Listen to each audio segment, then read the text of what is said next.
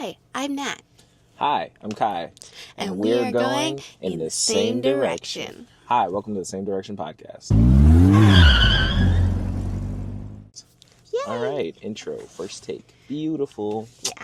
What episode are we on today? In the recording schedule, I think we have already recorded 2 so far. We did 0 and 0.99. 0 and 0.99. So I guess this is the official first episode. Yay! Woo! Yay! Confetti, confetti. We are happy for all of the, however many of you are watching. You know, we appreciate you. And yeah. And let's Thank you for making it to the first episode. Yeah, and thanks for going in the same direction. Yeah. With us. Yeah. So what do we got planned for today, my love? We are doing a Ramarathon. Ramarathon. It's a combination of ramen and marathon. 朝の電車キュンキュンの中店に着けば明るすぎるライト売り場の隅でひたすら待つ今日もまた同じ一日が始まる Yeah, you know, because you don't want to sprint. You want to take your time. You want to enjoy the noodles. You want to enjoy the the ambiance, the flavor, the mouthfeel. So this episode is going to be like what we probably talked about, I think, on the first 0 episode, where we were talking about how we wanted to do incorporations of also food reviews within the podcast, where we're driving to those food review places. And today, we're going to be going down a bucket list of a few ramen places. And the reason why we're doing that is because Our favorite ramen place, unfortunately, passed away. It doesn't exist anymore. It got shut down. You know, it could have been many different things. It could have been, you know, not enough customers, or the regulars didn't come regularly enough, or you know, post-COVID issues. But our favorite pork broth ramen bone in place. Tonkotsu is what it's called in Japanese. Sorry, I have brain farts sometimes where I just won't remember the name of something. The pork bone broth, not broth bone. Yeah. Bony, bone. Dang it, I'm stuttering.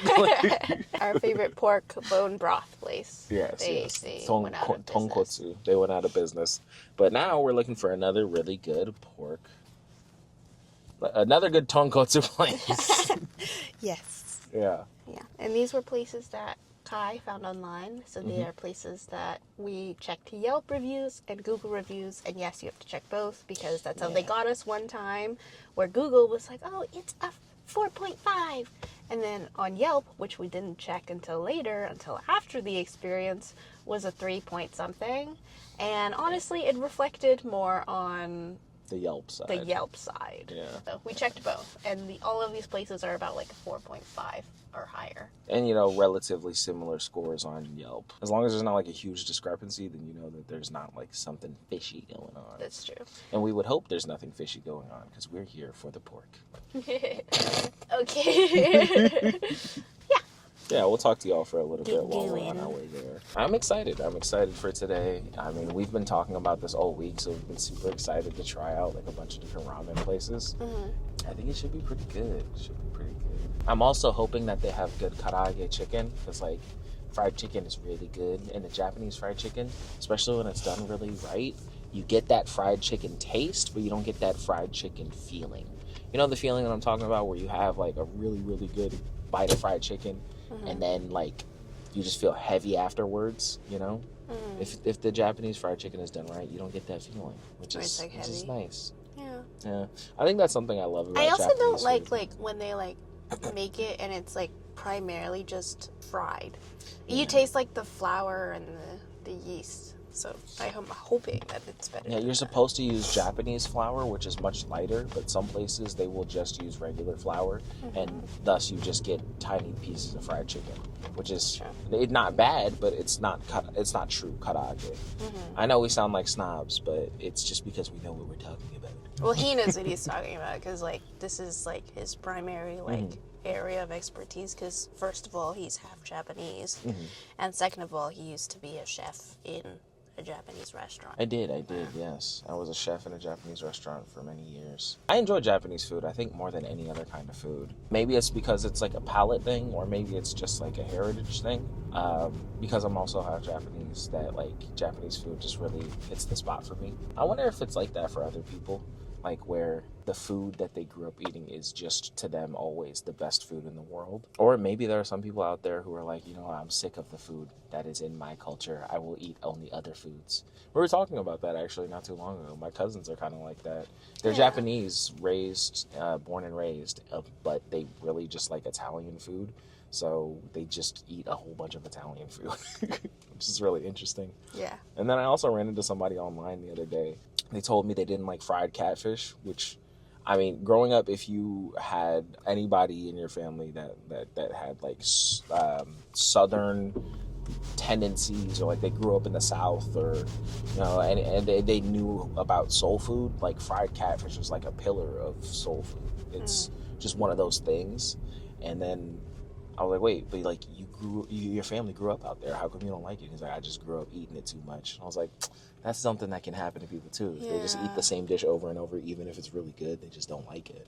Yeah. Which is kind of a shame. But... Or like for example, for me, like I'm primarily Vietnamese. I have a little bit of Chinese in there, but like in terms of food, I mostly ate Vietnamese food. And growing up, anytime I was sick, I ate pho, or I ate what's called jiao. It's also called juk, right? Is that what you call it? Yeah, juk. But in Vietnamese, it's called jiao. But I ate those two things anytime I was sick. And I ate it so much to the point, because like when I was little, I got sick a lot. My parents, they always just made me eat it. So I started to associate it with the feelings that I feel when I'm sick, which nobody likes. It's just achy. After that point, like I stopped wanting to eat those things at all. Like I, for a long time, really hated pho, and I really hated jiao. And I still have an affinity against jiao, but that's just a me thing. And then pho, I actually like now, which is interesting, because I don't only eat it when I'm sick, and I also don't feel like I'm being forced to eat it. I think like in a lot of cultures, like, or at least like Vietnamese people I know, like we're forced to eat the same things over and over and over again, because our number of like basic foods are very limited, and those are the things we eat all of the time. And we have like lots of like little special foods that we eat on special occasions, but there's certain foods that like street foods that you would eat normally. So like it's easy to kind of get sick of it, because I know, like, for example, my sister growing up, she hated Vietnamese food. I don't know how you could hate it. It's such a beautiful cuisine. I love it. It's so light, so delicious, and filling, but not making you feel full. Yeah. That's a very, like, for me, if there was a factor of what makes a food longevity-wise enjoyable for me, is if I can eat it no matter what temperature it is outside, no matter what's going on, the food is going to fill me up, but it's not going to make me feel bloated. Because that's actually a thing that I deal with pretty often because of my acid reflux. I don't know if I ever told you guys this, but I have acid reflux. So certain foods, if they give you that and make you feel full way too much, it'll mess with my acid reflux, and it'll just kind of make the rest of the day way more uncomfortable, Also, way more bloated. Fun fact, I haven't used this animation yet, but I did make a burping animation for him. I haven't used it yet because I haven't caught him burping on camera yet, but it'll happen. It'll happen sooner or later. What is it? We were talking about your burps. Oh, your yeah. We don't have to talk. We can talk. I mean, please change the subject. We can talk about anything else. I'm just a gassy guy. I mean, if I'm being honest with you, it's unfortunate, but luckily she loves me. I think they're funny. She loves me in spite of it. I think they're funny. I think it's like one of those things where, like, if you are not expecting it and it just happens, you just, like, it catches you off guard and it makes you laugh. So it's like sometimes we're in the middle of a conversation, or like sometimes like I give him a little kiss and then he stops and he like pushes me out like this, and I'm like, aw, he doesn't want to kiss me anymore, and then he goes or he just lets out a huge burp. No, I turn my face, like I'm not burping directly into her face, like I'm not holding her head and just like I'm not doing that. No, like he pushes me away, and then he goes. It's not a push. It's more like I just lean back. I put my hand out and I make sure there's enough space in between me and her. Yeah. I turn my head and I burp. But and the then thing he looks at like, me and he's like, It's never on purpose, though. That's the thing. Because of my acid reflux, I build up a lot of gas, and it comes out. I don't know why. What are you doing? A lot of weird people. Like, out pay today, attention, man. Like, it's okay though. We're not gonna let it stop our enjoyment of the Ramarathon. Yeah, the Ramarathon is coming. I'm gonna make a cute little animation. We apologize for the passion. We're both Leos. We just have a lot of energy, a lot of heat. I do get angry more when I drive. It's just, I think that I'm more emotionally vulnerable in the car. Well, I mean, as you should be. It's a giant hunk of metal that can fly down a highway at 100 miles an hour. That's true. It's definitely like something you should be aware of. More careful. Yeah. You know. Don't text and drive, kids. Yeah. But be safe. Yes. Always. Always be safe. Mm-hmm. It is a beautiful day today. Yeah. Everybody's out wearing shorts. I got to wear a tank top today. Also, today felt like the perfect day to wear a Baymax shirt because obviously we're getting ramen. And it's also a red shirt. Red feels more Asian, I feel like. I do enjoy the color red. I think red is probably my favorite color. Yeah. What's your favorite color again? It's yellow, right, my love?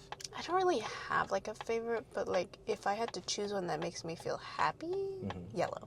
Definitely. Yeah, that makes sense. That's a good definition of favorite. Yeah. His head looked like shaved ice. He has purple hair. Oh, there's a person walking by who had like very, very bright, spiky, like lilac-y purple hair. Yeah. Man, how great is shaved ice? Today. I love shaved ice so much. I've never had shaved ice. What? You've never had shaved ice before? Nope. It's just like simple syrup on top of like shaved ice. You shave the ice with like a little I'll have to buy it. I'll have to buy a machine when I get paid next to have us try shaved ice. I've seen like videos of people making it. Yeah. Where it's like, it just looks like crushed like fluffy ice. It is. And then you just pour like a liquid on it with a color. Syrup, yeah. I don't understand how it tastes though, because it just looks You're like just tasting ice. the syrup, honestly, but the ice is the texture. Does it taste like one of our like friendship popsicles? Yes. Ah. Yeah, but like more fluffy. Explain to them the friendship popsicle. Oh, okay. So when I was growing up as a kid, my mom gave us these popsicles, and it had like a little like divot in the middle. So you can like break it in half. But my mom said, because I think it's probably because she didn't want me to have a whole bunch of sugar, because I was a little kid with a bunch of ADHD. So she would only ever give me half. But the way that she rationalized it was by saying, this is a friendship popsicle. You cut it in half, and then you give one half to a person that you want to be friends with. And if you eat them together, you'll be friends for a long time. So I would chop it in half, and then I would give the popsicle either to my mom or one of my friends, and then we would eat the popsicle together and talk, or just watch TV, or sit on the porch, or whatever. And yeah, that's the origin of the friendship popsicle. And then I told Nat about the friendship popsicle. It's surprising that it took so long to talk about it, but I just kind of randomly got a craving for those kinds of popsicles. We also just so happened to like see it when we were shopping. And also it kind of just like hit me in the face with nostalgia. You know, every once in a while you'll like see something that's super like embedded in your memory, and you haven't thought about it for years, but when you see it, you're like, oh my god, I remember that, I love that, I want that thing again. That was the thing that happened 3 years into our relationship. For some reason it just had never happened before, but it's true. Yeah. And then I told her about the friendship popsicles, and then we ate them, and it's kind of become like a little, at the end of the day, like treat for us. Yeah, we both just have like a tiny little frozen popsicle together every day. It's friendship popsicles. Yeah, that's pretty good. Yay! All right, y'all. We're going to see you later. This part might be edited out, but it's okay. We're going to see you later, and we'll tell you how the ramen went. Maybe we'll have footage. Maybe not. So the first place we're going to, we're not going to give them names. We're just going to do place 1, 2, 3. This is going to be place 1. Well, actually, let's say A, B, C, so that then later on when we rank them, it makes more sense. Yeah. This is place A. Place A has a 4.6 star rating on Google, and on Yelp it's 4.5. Yeah. But yeah, we're gonna go in now, and we are going to rate this place and give you guys a full review. Place A, let's go. Let's go. I'm hungry. I'm ready. Okay. Do you think we could start off with one order of the karaage? One order of the agedashi tofu. 2 orders of the tonkotsu ramen. 2 orders tonkotsu ramen, yes. And for Oh, and can we also get 2 orders of the TSK fries? 2 order TSK fries. And for the toppings for my tonkotsu ramen, I'm gonna add green onion, extreme chashu, and 1 kaidama. Oh, also, do you have corn? You don't have No corn? That's okay. any drinks? For drinks, can I get just a Sprite? Just Sprite. That's white. Yeah. Can I just get some green tea? Green tea, ice green tea, or Could I also get some sugar too for it? Or Oh, actually, instead of Sprite, can I try the yuzu aid? Yeah. The strawberry one. I'm excited. I think the broth is going to be really good here. I smell a vague aroma of pork. I hope it's good. I hope so too. The broth is the most important part. If the broth isn't good, then the food won't be good. Yeah. We'll I know don't want to once set the- high hopes yet because I'm worried, you know. I don't know about high hopes. I just think that it will be good. I don't know that it'll be like amazing. Because remember, we're doing the Ramarathon to make sure that we can have a new place that replaces our old favorite place. That's So true. that's already a really high standard. Yeah. I think this will be good. I don't know that it will be better. Or Replace replace. B or C. Or replace Be equal to our best what we place. had, yeah. Strawberry yuzu? Arigato. Thank you. My iced tea. Iced tea. I got the strawberry yuzu because I really like strawberry. What does that mean? Yuzu, it's a type of Japanese citrus. Kind of like a lemon. It looks like a tiny lemon, but it's not a lemon. It's different. It has a different like flavor profile, and the citrus isn't nearly as like in your face, you know? So it's like a lighter lemonade with strawberry syrup? In flavors, I would say it's somewhere in between a lime and a lemon as far as like actual Oh, but sourness it has content. bubbles. Ah, I think it's carbonated. Interesting. I just got a regular iced green tea. This is unsweetened, so they gave me a little thingy of the. You That's a can't see very it. It's like a syrup. complex flavor. Sugar. Here, try this.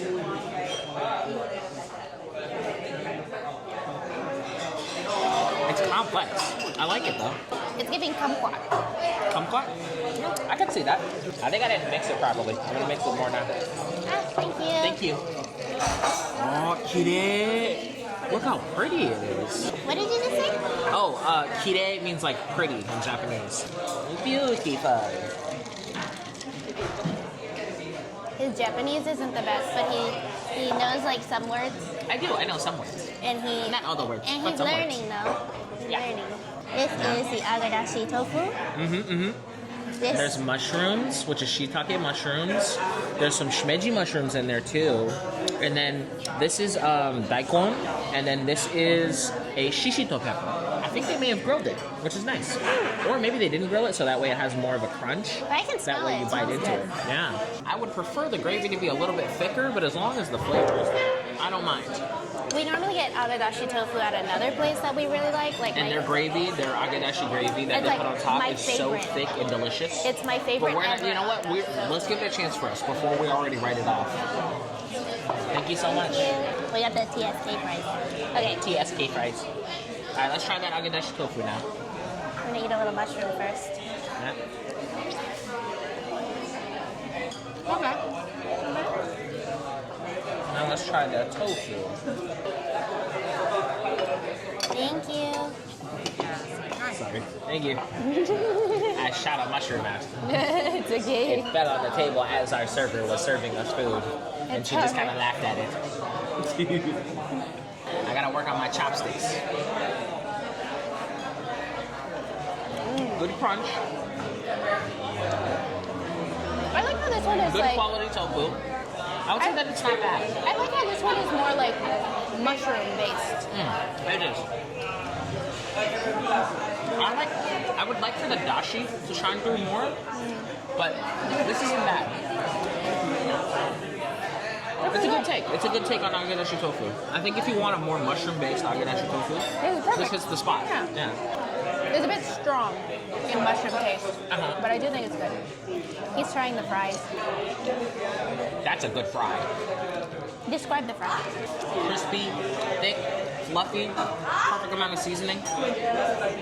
Yeah, that's just a good fry. Feels more like a potato wedge than a fry. They're not all uniformly cut. Okay. Oh, actually, now that I bite into it a second time, there's a little more salt content than I was expecting. Yeah.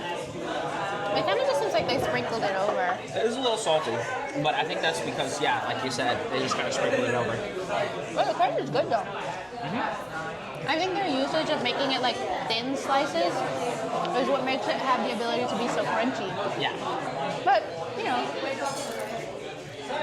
it's a potato. It's solid. It's a solid potato. Just a potato.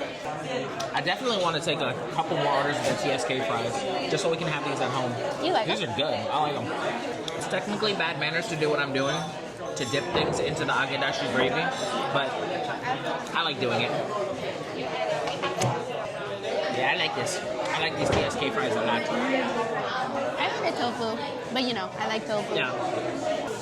Would I say it's better than the other one? No. I wouldn't even really compare it because they're two different things. I suppose that's true. The name of the dish is the same, but the flavor profile, the consistency of the gravy, the ingredients used, is very different. Yeah. Oh, mate. Oh, so Thank you. It's nice. That was very nice. I'm still using. Thank you. That was funny. He stopped. He put his hand out and he went, Nope. okay. He saw me dipping. Like I said, it's bad manners.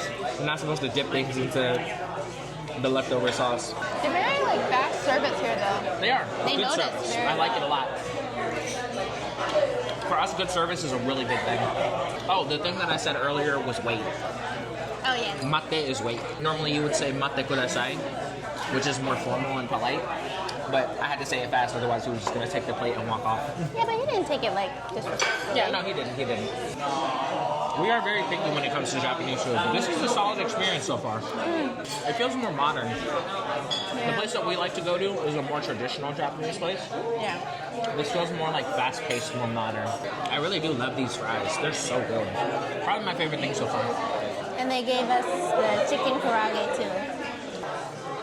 I don't think I like these fries as much as you like these fries. I like these a lot. It feels like the perfect blend between Japanese culture and like American French fries. I think the seasonings are what's throwing me off a little bit. Yeah. It just doesn't feel like it fits together, in my opinion. Yeah. You Because feel like it's the flavors are clashing? Yeah. Yeah. It's like the seasonings on top is what? Like cheese, Parmesan cheese. And then seaweed. seaweed. On Some top kind of of that, there's like sugar. Not sugar, salt. Yeah. It is very busy. I will say that. It feels like it's doing too much. I like it. But I'm like someone who really likes simple foods, Yeah. and he likes like those complicated profiles, like food profiles. That's why I like this strawberry yuzu so much, Yeah. because it's a really complicated flavor. But it's not really for me. Here, Here, let's have you try the karaage chicken. All right, let's try the chicken. clear my palate with some tea. I'm gonna grab a little piece. I'm good. Here, have some of the mayo for the chicken. Regular is for her. Thank you. My tonkotsu ramen. This is normal regular. His tonkotsu ramen. I got the deluxe. In terms of the chicken karage, because I was still eating that when he brought it out, my piece was mostly just crunch, because I kind of got a small piece, so I don't really have much to say. But the crunch is really good. I like the chicken. It had good crunch, good flavor, good body, good juiciness. I prefer a little bit of seasoning on top of it instead of the mayo being the only thing that's giving it soul content. But it's all right. The actual like fried part doesn't really have any seasoning. No. The flour that they used was not seasoned. The chicken seasoned, but minimally. It's okay. Okay, I'm gonna try the ramen now. I tried the broth. The broth isn't bad. but it feels more salt content than it does pork content, if I'm being honest with you. The noodles, I understand it's a style choice, but I would have preferred thicker noodles, especially when it comes to ramen. These are very thin noodles. So everything okay so far? I was wondering, do we have thicker noodles? So we have the middle one. Yeah. Also using the thickest one. This is using for the dipping noodle. Oh, okay. It's not just only the wheat noodle. It's mixing it, the packaging noodle and wheat noodle. Okay. Or the regular wheat noodle and a little thicker. I would like that. Regular wheat noodles, but thicker. Thank you, sir. The service here is really good. Like, anytime I want something, there's somebody there. I appreciate that a lot in a restaurant. That's definitely going to affect their score in a positive way. You see what I'm saying? The flavor's there, but the body is that thick, For me, buttery, almost greasy pork flavor. For me, I feel like when you make a bone broth in general, especially pork bone broth, the longer you leave it, it creates a specific texture. But if you don't leave it as long and you just flavor it and then you add cornstarch with water, it creates the texture, but like an imitation of the texture. Yeah, but And the what texture is part of what you want. But what I'm getting is an imitation of the texture. So that's why it comes off so thick and kind of like a little bit like fatty. So I'm getting mostly like that salt flavoring with fat. Yeah. With a bit But of it like doesn't an feel- imitated texture. The balance isn't right, you know? Of pork, yeah. Also, another thing that I'm getting is like, the soup for me feels like they didn't. Okay, and I don't know what it's called in English. The only word I can think of is really crass, but it's called scum. You know, like when you boil something at the top, you see like this film on top, which is basically the bad stuff from the food that you're cooking. In Japanese, it's called aku. And when you make ramen, especially when you make the broth, you have to pull that scum out of the top. Otherwise, it messes with the actual flavor, and not just the flavor, but the texture of the ramen. I'm getting It does that. kinda give that top I'm fill. getting that it doesn't feel like they pulled the scum off the top of the ramen when they were making the broth, and then they did what Nat said, where they added like a slurry to it to make it thicker. Yeah. I get it if you're mass producing a bunch of ramen and there's a lot of bowls going out, that this is a more cost-efficient way to make, you know, more of that ramen broth and kind of shortening that process. But the taste But it does affect the comes- taste, yeah. The especially for the texture people who also- know the difference, you know? It affects the texture too. It's not a bad tonkotsu by any measurement. I don't think it's bad. It's just the thing that you go to tonkotsu for is missing. That thick body, that rich, For me thick anyway, flavor. it's kind of making It's me missing. feel kind of sick. You don't like the texture? It's messing with you that much? Well, it's not even just the texture, it's like the flavor. It just tastes like I'm eating fat, like the fat part of pork. Yeah. Also, the salt content is really high. Is it supposed to be like this? Well, I think it's because you're assuming that people are drinking too. I mean, I guess, but like, salt content is very high in this. It's okay, you know. I understood what they were going for. I understood what they were trying, but... We're just not the target audience. And also, it's way too salty, even for what they were going for. Yeah. Okay, people. I'm going to turn off the camera now. Yeah. And I'm going to eat.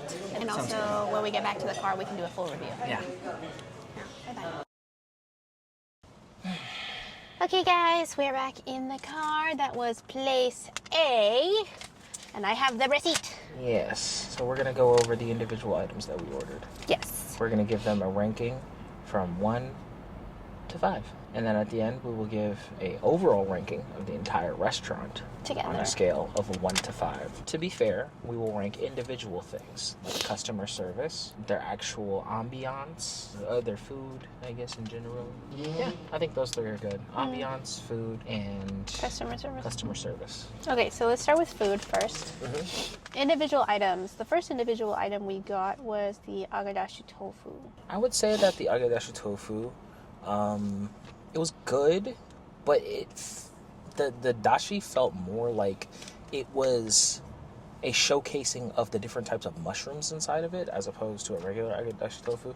I don't know what amazu anakake means, but maybe that's why there were so many different types of mushrooms on top of it.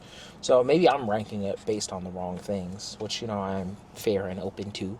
But We like our agedashi tofu a little bit more simple. I think on a scale of 1 to 5, we'll give it like a solid 3.5, maybe 3.8. It was good, but I prefer my agedashi tofu to be more focused on a fish-based dashi, and that's really where I enjoy that kind of flavor, you know. But what I will say is the crispiness of the tofu, very, very good, very crispy. It stayed crispy throughout the entire time we were eating it, which is very good. I like it. I like it a lot. It's very good. Okay, so for me, I like the agedashi tofu from the other place, same as, as he does, but I do think that, like, if it was a comparison, I would choose the other one over this one. But if I was just solely looking at it and giving it its full chance, I would say that this one has a very unique flavor profile. Because they decided to add all of those mushrooms and incorporate it into the sauce as well, and the flavor of the sauce, it adds a lot of complicated flavor profiles that are surrounded around mushrooms. There are times it felt like a little bit too much when I was taking a bite, versus other times I felt like it was perfect. I would say, like, don't eat a lot of mushrooms at the same time with the tofu, because it will feel like too much. But I did like it. The consistency of the sauce I would have liked to be a little bit thicker, but it wasn't bad. I don't think it was as crispy as I would have liked it to be, so there's like more of a contrast. But I also think that, like, with the way that they made the sauce and the mushrooms, it was perfect. So I personally would say that it was a nice 4 out of 5 for me. Nice. But in comparison, it is not a 5 out of 5 like the other one. The other one is like a 6 out of 5. I would say, yeah, if you haven't had good, like upper echelon experiences with the particular dish, agedashi tofu, for some people this could definitely be a contender for like their favorite agedashi tofu. Yeah, because it has a lot say more like flavor 4 out than of most 5, places. because I feel like it's like I've been to a few like Japanese restaurants where like I got the agedashi tofu and it's never good. I wouldn't say it's never good. I would say it's never never good. as good as the one that I introduced you to. No, it is never good. Those are like 1 out of 5, because like the sauce isn't saucing and then the tofu isn't tofuing. Like, how do you not tofu a tofu? You know what I mean? Like, That's very succinct. yeah. All right, let's go to the next one. The 5-piece karage. Okay, The I have a chicken lot to say karage. about the chicken karage. So you remember earlier we were talking about how certain things, like certain types of chicken karage, if they're fried right, they will leave you with a light feeling instead of like a heavy feeling. I think that this chicken karage was fried correctly, but unfortunately the powder that they fried it in had no seasoning. Yeah. And also the chicken itself really only had minimal seasoning, like just salt. That was it. So there wasn't like a lot to pull from other than the natural chicken's flavors, which was good quality chicken, you know. The crunchiness was nice, the juiciness of the chicken was nice, but really it was just barely passable, you know. Like it's not bad chicken karage. They did everything they were supposed to do right. They just didn't season it. So it's close. It was so close to being really, really good. Like, even just like right out of the fryer, a nice crunchy sea salt, like, you know, sprinkle over the top would have elevated that dish to like a 5 out of 5 in my opinion. But, you know, it's unfortunate. So I guess I would say like 3 out of 5, you know. And what I want to say is I know we sound like we're being harsh, but we eat Japanese food probably more than any other type of food. So our standards for Japanese food are really high. So a 3 from us to another person might be like a 4 or a 5. We're also just doing it on a scale of 5, though. Like, if we're doing a scale of 10, it would sound better. You know what I mean? Because, like, doing on a scale of 5, you're, like, putting more things into one category. Yeah. So a 3 could literally be really good, or it could be really bad. It could be a spectrum of the 3. Yeah, that's you true. know what I mean? Like, versus, like, Yeah, if I'll we're give doing it. a scale of 10. I'll give him a little more leeway. I'll give him a 3.4. 3.4 for the karage chicken. That's my opinion. I liked the slices of meat. The chicken was good because they chose like darker chicken, like More darker juicy. meat chicken, so it had more juice. Like when you bite into it, you can see the juice come out a little bit, but the juice has no flavor. So just juice. Just juice. Just greasy Just juice. chicken water. Just juice. Just wet chicken water. And then the crunch on the outside, I like the texture of the crunch on the outside, but there was not enough taste. There's no taste, really. All you really taste is, like, grease. Yeah. I also felt like I couldn't eat a lot of it because it felt too greasy for me. Yeah. And when you add the mayo to it, it tastes better, which is great, which was, like, the reason why they gave you the mayo. But the mayo shouldn't be the only reason you taste flavor in a piece of fried chicken. I think that's true. But I also think, like, you know, like, it's supposed to come with it. So, like, you know, like, I'm not going to be like, oh, it's awful. Because, like, they did give us, like, something to give it taste. So I guess, like... But if you just give the chicken the taste, you don't need the extra. I know, like, but, like, I think, like, for me, I would say, like, a 3.5. Just because, like, I feel like it was not my favorite thing, like, at all. Do you want to do the drinks, too, or no? Yeah, sure. I'm down to do the drinks. So, a little bit of Japanese history background. Yuzu is a citrus that is indigenous to Japan. It's smaller than the average lemon, and as far as tartness to sourness ratio goes, it's somewhere in between a lime and a lemon. I'm just using, you know, basic comparison, so that way you guys have, like, just a general ballpark idea of what it tastes like. It's good. They made it into, like, a lemonade type situation, and they used a strawberry syrup at the bottom, so it's a strawberry lemonade. I mixed it up. I thought it was very good. I thought it had a very complex, you know, flavor profile. The yuzu was coming through. The strawberry syrup was coming through. You know, it was just sweet enough that it didn't distract from the overall refreshing flavors of citrus that were happening in my mouth. But the strawberry is just, it was a nice touch. I would have actually preferred just a little bit more strawberry flavor, if I'm being honest. But that's just because I'm particular to strawberries. I love strawberries. They're, like, genuinely one of my favorite fruits, especially to cook with. But yeah, I would say, like, on a scale of 1 to 5, I'm giving that, the strawberry yuzu aid, I'm giving that like a solid 4.2. I had the iced green tea, and they gave me a little container of sweetener. A little simple syrup. Yeah, it was good. It was refreshing. And it cleansed my palate very well in between things, because I feel like after the chicken, I really did need something that would clean the palate. We also got the 2 orders of the TSK fries, which was for the happy hour. Yeah, they were like these really long wedges. They were very good and fluffy. Sorry. Do you want to go first? No, you go first. Oh, okay. On a scale of 1 to 5, I'm going to start by saying they were solid. They were a banger, in my opinion. A little too salty, but still, nonetheless, you got the crunchiness of the potato, the fluffiness inside of the wedge.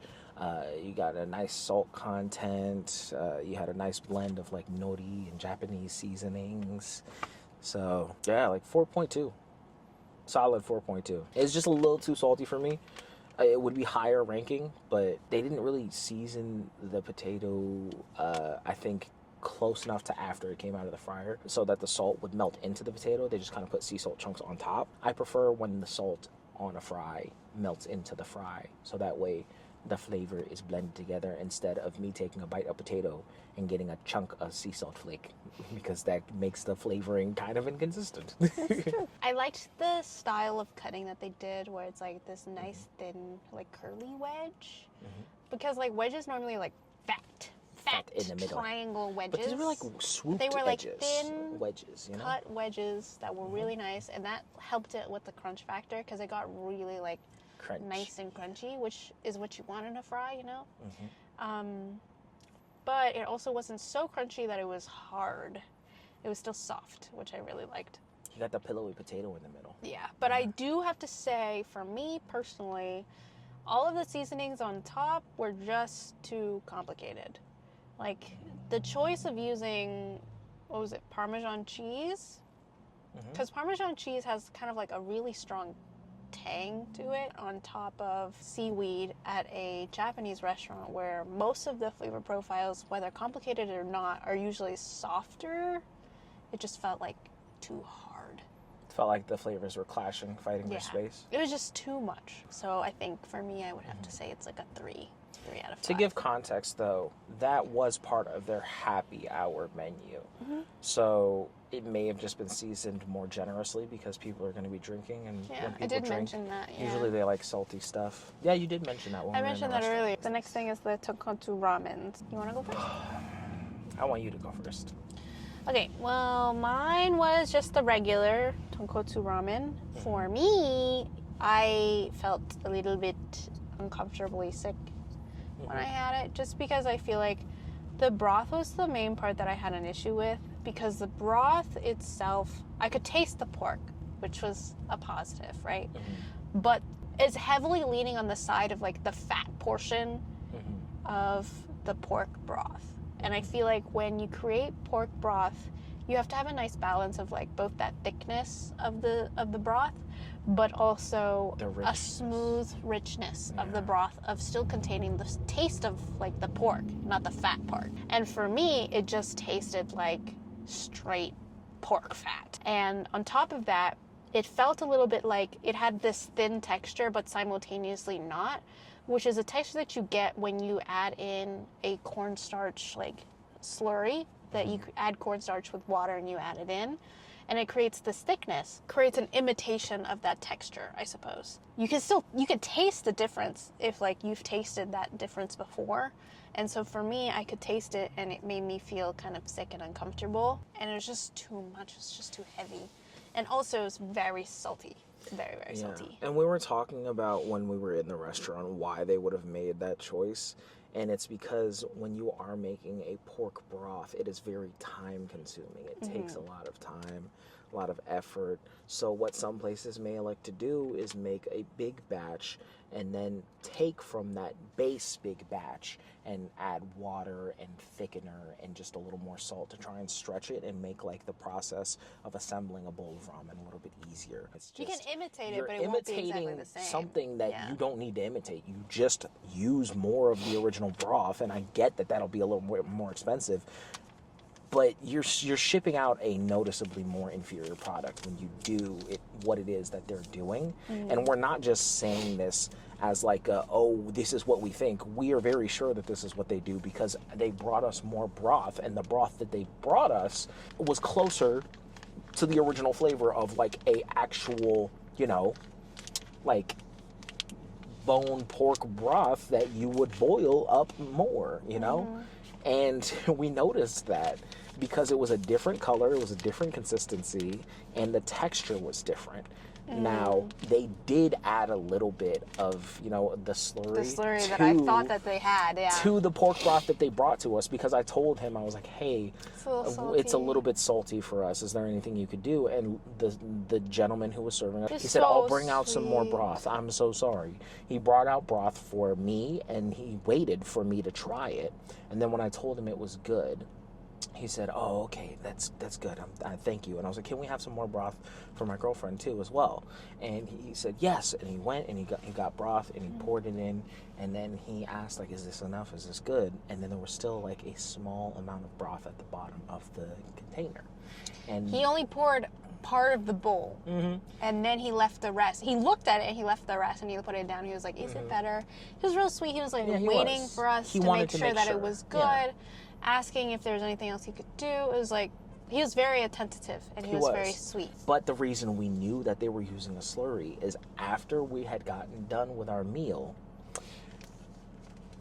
the whole top of the ramen had separated from the slurry at the bottom, which only happens if you have a slurry that you pour into something and it's not the same consistency, because the ingredients separate themselves after enough time has passed, especially if you haven't poured it into something else like he did. He poured that slurry into our ramen, and then we saw at the end that the two had separated inside of the bowl. Oh, and also that goes into the thing that I was talking about. The scum part of ramen is something that has to be separated from the ramen because it changes the overall flavor, texture, feel, and just body of the bowl of ramen. That scum part, that I was talking about that needs to be separated, and I wasn't sure whether or not they separated it because the texture was wrong. We are sure now that they did not separate the scum part, we saw because it. the scum part was part of that top layer that got separated from the slurry at the bottom when we were done with our ramen. So we're not just talking out of our ass. We saw this. We saw proof of it. We saw proof of the thing that we were speculating about Yeah. while we were in the ramen restaurant. But adding the extra broth though did help. I think. It did. Adding the extra broth brought it from like a very, very low ranking in my opinion, because it was just so much soul content and so much weird pork imitation content that like when they actually brought more of the broth, which is the natural flavor, it made it closer to what an actual pork broth should taste like for a tonkotsu ramen. So for me personally, I thought that when they added the actual broth, the broth that it should have just been the base, if I'm being honest with you, of the entire ramen, there should have just been, the whole thing should have just been the pork broth base. I thought that that was close enough to the ramen place that we used to eat at, that if I had that urge again, I could go there and just request extra broth, and it would give me that same feeling, or at least enough to satiate my urge. But Nat did not feel the same way. Nat said, no, this is not close enough. This is not nearly as good. This is not as thick, rich, creamy. So for me, if I was going to give a rating with all that considered, it's a 3.7. How about you, love? I don't know. I think for me it's like a 2. A 2? A 2 out of 5. Go ahead and explain Just because why. like I feel like the ramen that we used to get, right, at the old place, it was incredible because they leaned into it, right? The creaminess and that texture they leaned into by adding a creamy base to the pork broth instead of just doing regular broth. This place, they tried their best to do a regular broth with that texture, with fat and the slurry and the scum on top. Like they tried to imitate that texture while only using the best parts of it. Best parts of just regular pork broth. But the other place that we went to, they added a cream base, and that's what made it smooth, and you wouldn't be bothered by this over expression of fat. Or the overwhelming level of pork flavor, because it was very rich. But this place, it feels like I just was tasting flavors on flavors on flavors of fat. Like it wasn't even like... And they were all fighting for space. They weren't like blending into each other. It made me feel kind of sick. It was too much fat. Pork is something that I feel like you have to get the ratio of fat and the taste of the richness of the meat of pork equal. There's a specific level. The noodles were very thin. Doing thin noodles will mean that they will absorb way more in a tiny noodle.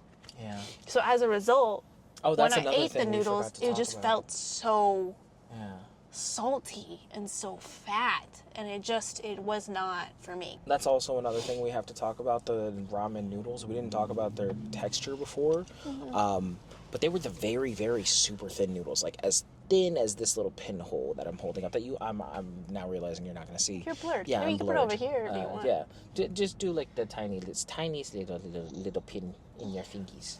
Yeah, and show them. And that's as tiny as it could possibly get. That's what the circumference of the noodle was. So I had to ask specifically for thicker ramen noodles, which usually come without having to be asked for with a thicker pork broth ramen.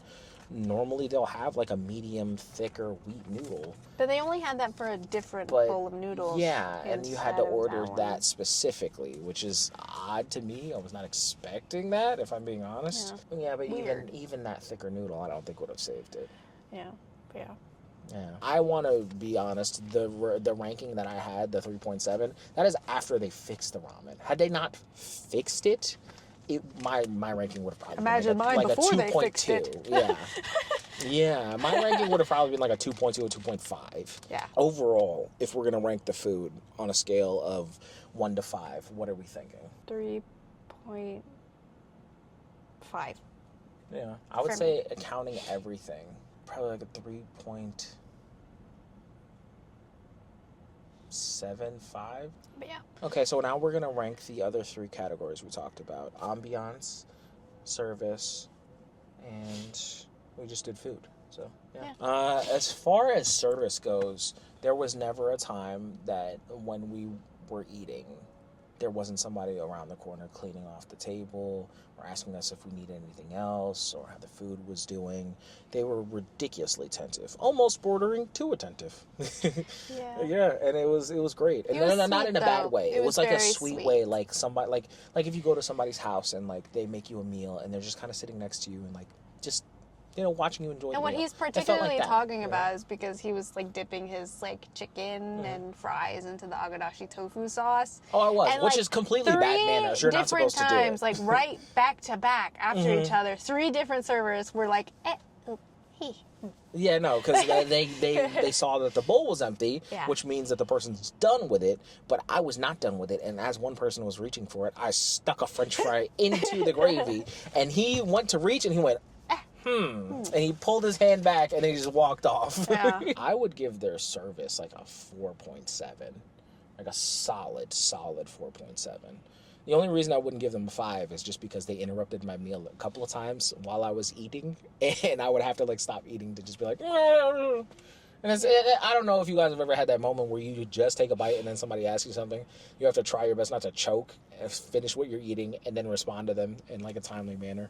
So that's the only reason it wouldn't be a 5. It's just because they were so attentive, you know? Yeah. They were so attentive that it was just a little overwhelming. Too much. Just a little. Not a lot, just a little. I'd agree. I think 4.7 is good. I do think that like on a good day, you'd think that like, oh, like this is so sweet, they're so attentive. But on a day where like You just want to be left alone. if I like most of the time if I eat by myself, like I go out to eat by myself, I don't want to talk to people. It's like getting in an Uber. You're either that person who wants to talk to your Uber driver, or you're that person who's just like, please don't talk to me. Don't ask me about my day. Don't Yeah, ask me you for just my click name. that setting. The Like I just want to get to the place that I want to go to. Yeah. Like there's some days where I just don't want to talk, and if someone's constantly asking me if everything is okay, yes, that's attentive and also like a good quality of a server, but simultaneously there are just some people out there who don't like that kind of thing. You know, Some it people feels don't a like bit to be embarrassing actively or like served. Some Yeah. people want to be served and then left. or like confronted about it. You know what Yeah. I mean? Like, and also like we have a camera, we have mics on. Like it does feel a little bit uncomfortable and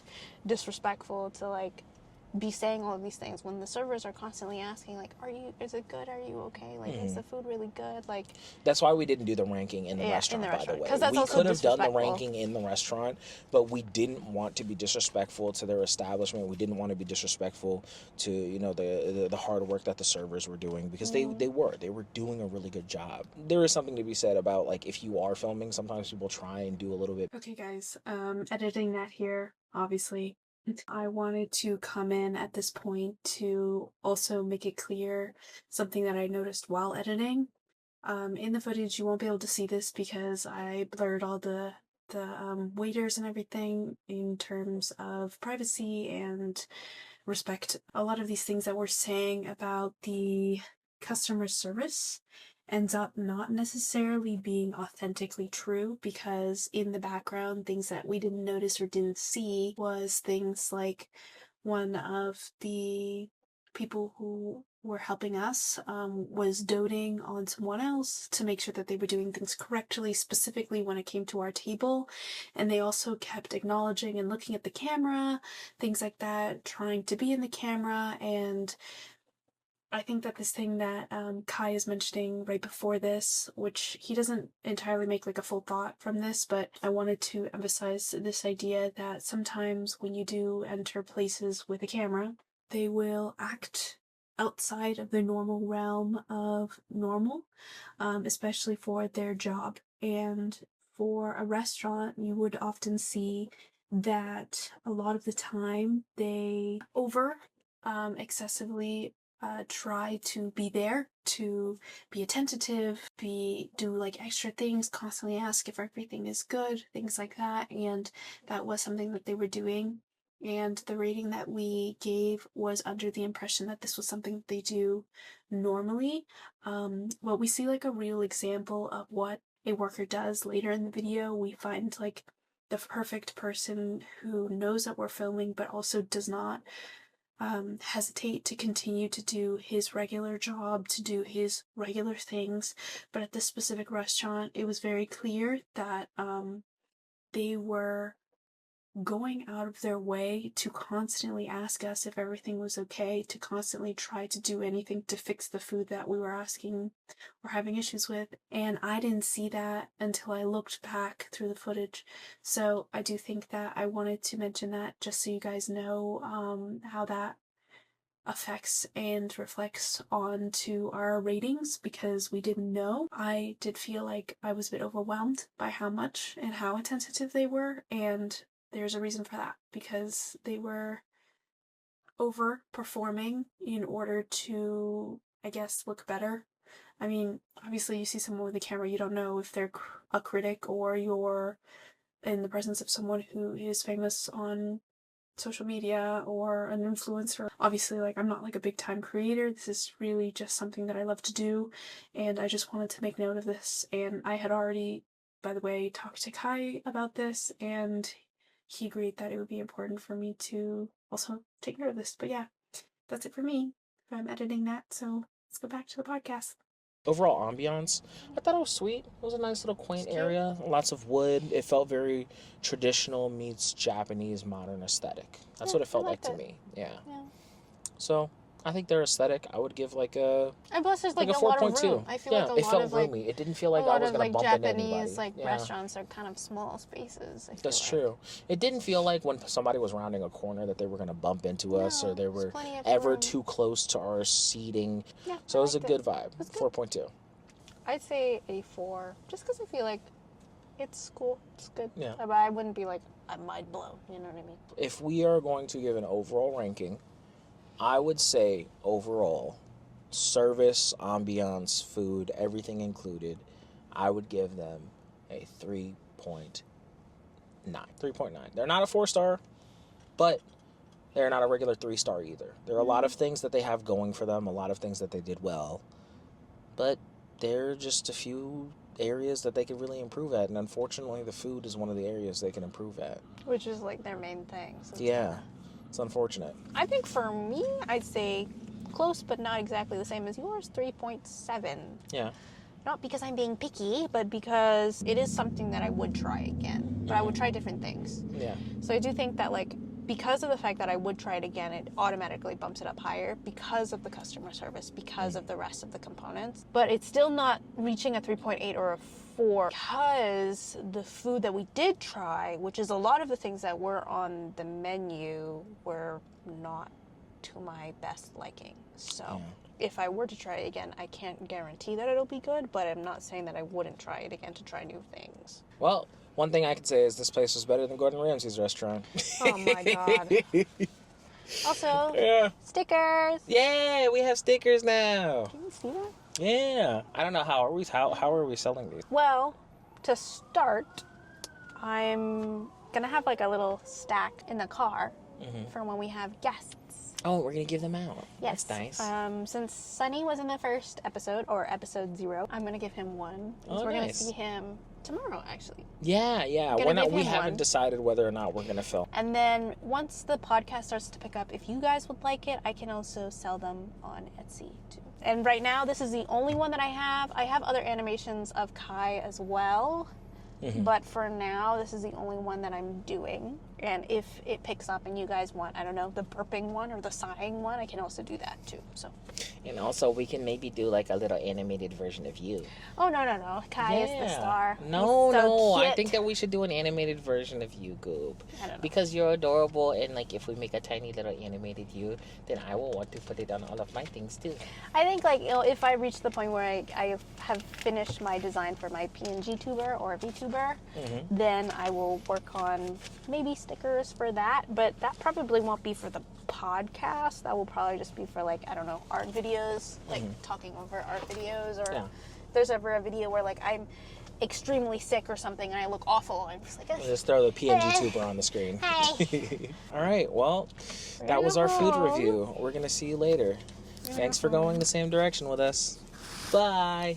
Oh, okay. Oh, wait, are we going to do another outro? We can do another outro. I mean, if you want, we can, Oh, just keep talking all the way home? Yeah, because, like, we're going to have to talk again later to go to dinner, and it's going to be the same. Oh yeah, that's true. This is a Okay, marathon. never Like, mind. just I end prematurely now. said goodbye. You get more time with us. Yay! See, you were worried that you weren't gonna get enough energy. You were worried you weren't gonna get. What are you saying? You were worried you weren't gonna get enough time with us. Now you get extra time. Oh, are you gonna start your Baymax painting when you get home? You actually do it now. Yeah, you should. That's what you said you were gonna. This we were is no walking offense up to a the couple man of streets. who is trying to sell things. Yeah, we okay? were walking up a couple of streets to get to the actual ramen place we were trying to go to, and there was like a little farmer's market, and we saw a little print of Baymax, and it looked cute. So I inquired to the gentleman. I said, "How much is it?" And he said, $12. And I said, "Okay, I only have a 50. Do you have change?" And then he said, "No." And I was like, can I buy like a extra $3 thing so that way, it makes it a little easier? I see you got a lot of fives here. And he's like, "Okay, what about this?" And he was like, it's a pretty, it's a flower brooch. And I was like, "Yeah, it is pretty. How much is it?" And he was like, $25. I was like, "That's more expensive than the thing that I wanted to get. No, I don't want to get that." And he's like, "Oh, okay. Let me see if I can find some change somewhere for somebody." And then he walked away, and he was gone for a really long time. And then Nat just told me, like, "It's okay. We don't need to buy this. I can literally just make this myself." So I'm gonna hold her to that. She's gonna make a super realistic, detailed painting of Baymax. Guys, like, you don't understand. Like, No, Nat is like a legitimate artist. No, not like, even she can that. draw pretty much anything. No, not even that, okay? This is like a square canvas portrait of Baymax, which, keep in mind, Baymax is a circle on top of a marshmallow, okay? A white circle on top of a marshmallow with no extra colors. He's just white with black eyeballs and a face, okay? Like, Also, the and there's, line like, work wasn't there was particularly just like a little good. heart on his chest. That's it. Like, there was no extra detailing, no extra shading. It's just a white circle on top of a white marshmallow with two dots and a line in between as a face, okay? Like, and the background's just pink. Like, why is that $12, sir? Like, excuse me? Like, Because it's cute. It's the cute tax. yeah, but children make things like that. You know what I mean? There's not even any lining around the Baymax. He's just white. Like, you know how, like, mine has, like, little black outlining? To show you the ends of his... Like his little outlines and stuff? No, there's no outline. He's just white. Just a white blob. The only part that was black was his eyeballs. Yeah. And I was like, that is not $12. Like, no way. Like, I know it's cute, but, like, $12? Like, really? I mean, he also probably thought, like, like, we thought it was cute, so he thought, like, oh, like, you're gonna buy something cute for your girlfriend, so of course you're gonna, like, spend however much money it is, so yes, $12. $12, But also, my he doesn't booty know. hole. He doesn't know that my girlfriend is a professional artist. I was like, I'm not trying to be rude, but, like, when he walked away, I was like, that is not $12. I'm not trying to be mean. And then but also he he's kept trying to not. upsell me. I was like, "Do you have like another thing that's $3 or $7?" Because I was willing to pay like an extra $3 or $7. But then he tried to sell me stuff that was like over that, like over the painting. He tried to sell me a $25 item. I was like, "I don't, Dude, nah, but- I'm good, bro." Like, oh, sorry. I have When did the kids. camera shoot down? Oh, it moves. It moves when I drive. Oh, gotcha. He really tried. Oh, there was He a tried lady, it too. There's a lady who was And then he standing- came back and he tried to bother us while we were Again. shopping at a different like booth. So this is there are different booths at the farmers market we were at. So we went to the booth one over, and then he walks up to me and he's like, "Oh, okay, I'm ready. I have the change now. I get." I think he had the change the whole time. I think he was just trying to upsell us, but then when To get we us to buy weren't- something else But then instead. when we weren't falling for the upsell, he tried to walk off to try and make it seem like, oh, like maybe we should just give him what we have. It'll be fine. I think what he was trying to do was like the technique where like if you leave, then the person wants the item more.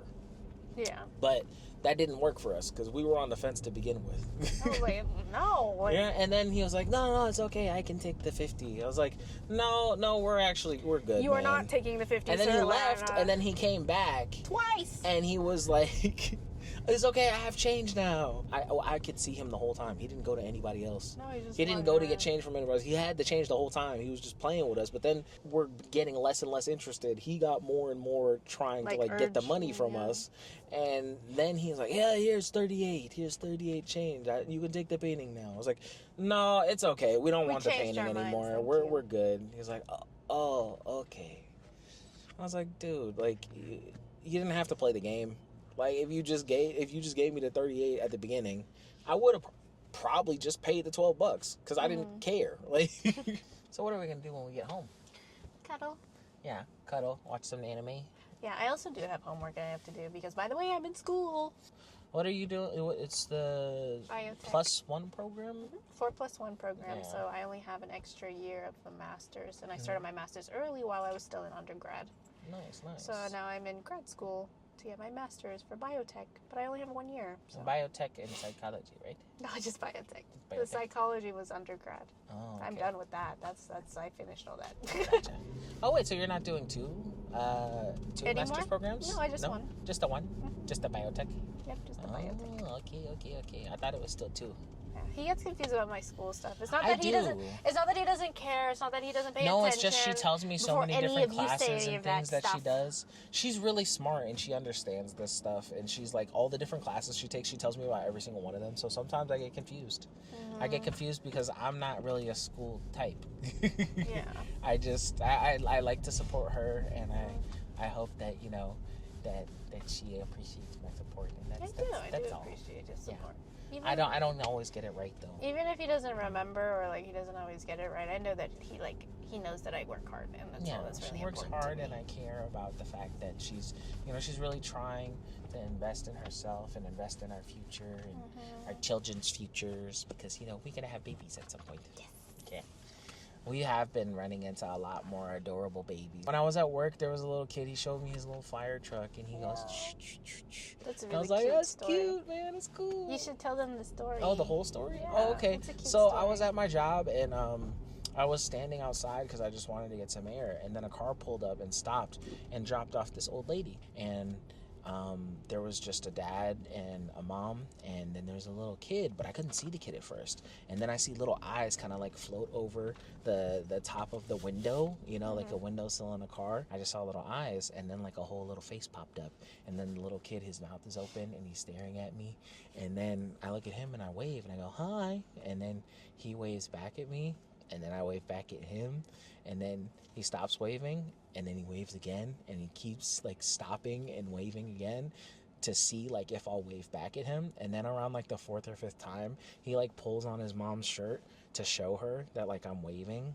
and the mom like looks at me and then looks at her son, and then the son starts waving at me, and I wave back at him, and he starts laughing, and he pulls on his mom's shirt to tell the mom like wave too, Yeah. and then the mom starts waving at me, and then I wave at the mom and the kid, and then the kid starts laughing really loud, and he yells to his dad in the front seat, and the dad's just like chilling, like he's on his phone, he's kind of relaxing, and he kind of turns around and he looks at his wife and his kid, and he's wondering why the kid is like laughing so hard, and then he sees me waving at both of them and smiling, and in his mind he's probably like, what the hell, who is this guy? Why is he waving at my wife and my kid? What's going on? And then the kid tells the dad to wave at me too, so the dad like looks like he puts his phone down onto his lap and he waves at me, and then I wave back at the dad. But he's like making he's making a face because he still doesn't understand what's happening. He's just confused, so he waves at me too, and then all three of them are waving, and then they all start smiling and laughing because they think it's like a funny moment.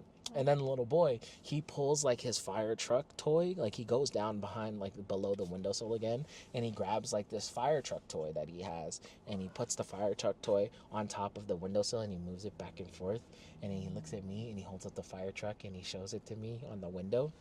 And I go, whoa, and I give him a thumbs up, and then he laughs because I was like so animated and making faces at him, and then he goes down and he grabs like another 2, 3, 4 toys, and he just keeps like showing me them in the windowsill, and he's like showing me all these different toys that he has, and I'm giving him like a big thumbs up and going, whoa, every single time, and then he laughs and he shows his mom what he's doing, that he's showing me the toys, and then I give him another thumbs up, and he gives me a thumbs up, and then I showed him one of my toys. So I have ADHD, so I always carry like a fidget toy with me, like a fidget spinner or something like that, just because like, I have like anxious tendencies, so I don't want to like be tapping on things or making people uncomfortable.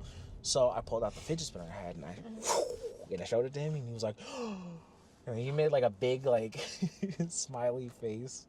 It was a fun time, and I saw the kid like just having fun, like with the smallest like amount of effort. And I don't know, I came home and I told Nat about it, and then Nat was like, okay, we have a baby now. And I was like, no, I don't have, we can't, you're still in school. But you know, and then we also met like a friend of ours, their kid. He's so cute. He's like a 4-month-old baby. He's so big too. Like he's so big, and he's so aware. But he's also super chill. Like the baby is like the chillest baby I think I've ever seen. He had like 17 random people in his house for like a barbecue. He didn't cry once. He's a good Dogs temperament. Barking at the door. Didn't cry once. They have big dogs too. Yeah. He let Nat hold him. Nat was holding him for a long time. He's having fun. He's having such a good time. So babies are definitely on the mind, you know. But it's okay. It'll happen when we're ready. We're not ready yet, but sooner or later you might see a little tiny dog animation in the back seat. I'd be the big dog. They'd be the little puppy, dogs. Yeah, that'd be so cute. Yeah, that would be cute. Give him little dippy eyes. Yeah, little goofy eyes. Maybe a tongue hanging out. Just a, Wow. a little blip. Like a wow. But right now we're okay with just having dogs. Yeah, it's just because like it's not that we don't want one right now. We can't afford it. We do like, really honestly, want a kid right now, like, but we can't afford it. The price of living right now is just so high, and finding a job too is really difficult. At least for me, like he has a nice job. I have enough money to take care of us, but I don't have enough money to take care of the kid on top of that. We would have to have 2 incomes, and right now Nat's not working because she's focusing on school. You know, it's like a whole jumbled mess of complicated stuff that needs to work through, but we do want kids soon. It's just I need to find some job. We just need to make sure that things line up first, you know. We need to make sure that we're in the best position that we can be in, so that way we're not bringing a life into the world that won't be taken care of in every way it deserves, you know. Because we both have complicated relationships with our family. We do, so we just want to make sure we do it right. That's really the best way I can put it. Yeah, and we've talked about like our boundaries and our like the things that we really want to make sure that we provide for our children, and also like our relationships with our own families, like how that will tie into the life of the children, like all of these things. Like we've talked about it, and we have like a pretty good grasp of like our plan and what we want. It's just we're just not there yet, you know. Yeah, I think we're gonna do a part 2 to this later today when we go out for ramen for dinner. We'll see you guys later. Yeah, we'll catch you guys later. See you later. Bye. Oh baby, I'm stuck in this. Thank you. Hi. This is part 2. Yes. Or I guess if you're still watching the video, no time has passed for you, and this is still part 1. Yeah. We're not gonna do the intro again. No, we're It's not. gonna be spliced together. We had a break, okay? We had a Yeah, break, we had a and then break. we're gonna go eat food now. Because we can't just keep eating ramen all day. Like, we need to, like, digest it and stuff. I mean, most people, they're gonna tell you when they do like these eating challenges that like, oh yeah, no time has passed, I'm fine, I'm not sluggish at all. And meanwhile, as soon as the camera turns off, they're just, oh, I ate so much ramen. Or they don't eat all of the food, you know? Like, have you No, seen they don't, like but that's those the thing like is we eat all the mukbangers food. who like Yeah, they eat, like one pretend bite. to eat all of the food on camera, but they like hide pieces like below the screen. Yeah, and I gotta be honest with you, we had so much food left over. Part of me just wanted to find like a homeless person and just be like, here, just have it. But we have enough food, you know, that we're gonna be able to eat for the next couple of days. So that's okay. We did have a couple of logistic issues behind the scenes before we got to this point. We were supposed to go to the gym, but after that big bowl of ramen, I got really tired and I fell asleep. So we skipped the gym. Yeah. And that's my fault. You know, like we always have this problem. Like whenever we decide to do a lot of things in one day, I never account for the fact that like I get tired really easily, especially when we have a lot of things going on. I never leave enough time on the schedule for me to like just take a nap, you know.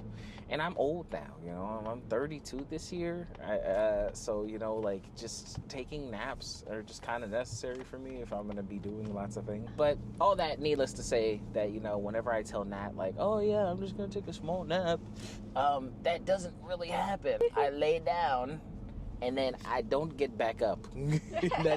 That's what happened. Yeah. I say, oh, I'm just gonna take a 15-minute nap. I'm gonna take a 20-minute nap, and then I wake up, spit, drool all over the side of my face, crusty lines on my forehead from the pillow, and I say, what time is it?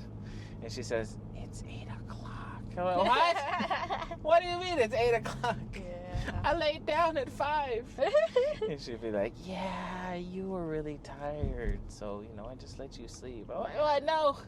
We had so many things planned. We had so many things we were going to do. Yeah. I think it's like a bad combination too, because growing up, I had a really hard time waking people up. Just because, like, I feel like that's like the time people are the most like vulnerable and comfortable, and like you never know, like sometimes you wake people up and they get like really angry and really cranky. Throw a toaster at your head. And I get like scared, and you never know. There's some people who are like so sweet about it, and then you feel bad about waking them up. So I have a weird thing where I have a hard time waking people up. So like it's just the worst combination because he doesn't wake up. No, you have to really like jostle me. And then if I do like kind of like try my best to, he like gets cranky. Yeah, it's unfortunate because I don't know, maybe one of these days I'll go and take like a sleep apnea test to see if I have sleep apnea. Because like when I'm down, I'm down. Like I'm down for the count. Like there's nothing you can do to wake me up. And then if you do by some miracle rouse me from my slumber, my immediate reaction is just like, come on, bro. Like, I don't sleep like that. Like, why would you wake me up? Like, what's going on? Like, why would you wake me up, bro? He gets mad. I do, but it's like a knee-jerk reaction. It's not like I'm actively, He's not trying to be consciously mean. mad. It's just that, like, woken up. I'm being woken up, and sleep is not a thing that, like, comes to me easy because I have, like, insomnia and stuff like that. Yeah. Maybe she'll create an insomnia dog animation. Like if we're doing a recording and then he has like the raccoon eyes. Yeah. Yeah. We can have that animation for like if we wake up early to go on road trips or something like that. That's true. Oh, this mother. Mr. Uber dropping people off. Come on, bro. In the turn lane. Also on a green light. You wasted our whole green light, G. Right, on a You wasted turn our whole lane. On a turn lane. You can't wasted the park whole green here, light, man. gang. We made it. It was just barely. I get it. I get when y'all are working. But it's just like, come on. You know what? That goes into our next section. What drives you crazy? Uber drivers. Uber drivers drive us crazy. Yeah. Anytime that we have to get an Uber, for whatever reason, we always get unlucky. Like the last Uber I got in when I was on my way to work because I was late earlier this week. I got in and it immediately smelled awful. Like musty as hell. And the thing that made me feel even more disrespected is he had one of those little Christmas trees, but the Christmas tree had very, very, very clearly stopped working like 3 years ago. Torn up, the edges were bent, like it very clearly had lived it had lived a very full life, and then he exhumed its corpse and put it back on the window. And I'm like, come on, bruh. Your car, I can actively smell mold underneath the seats in your car.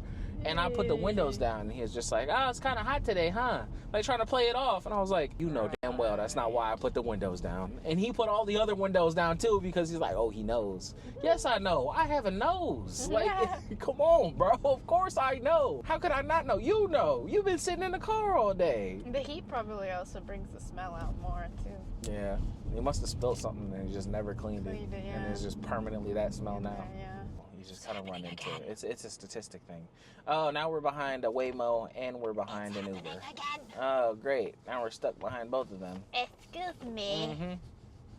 Excuse me. Now the Waymo moves in front of us after we pull out. Oh my God. I hate you guys. The Waymo just went across 4 lanes of traffic just to get to a turn lane. I swear to God, bro. I hate you guys so Freaking clanker.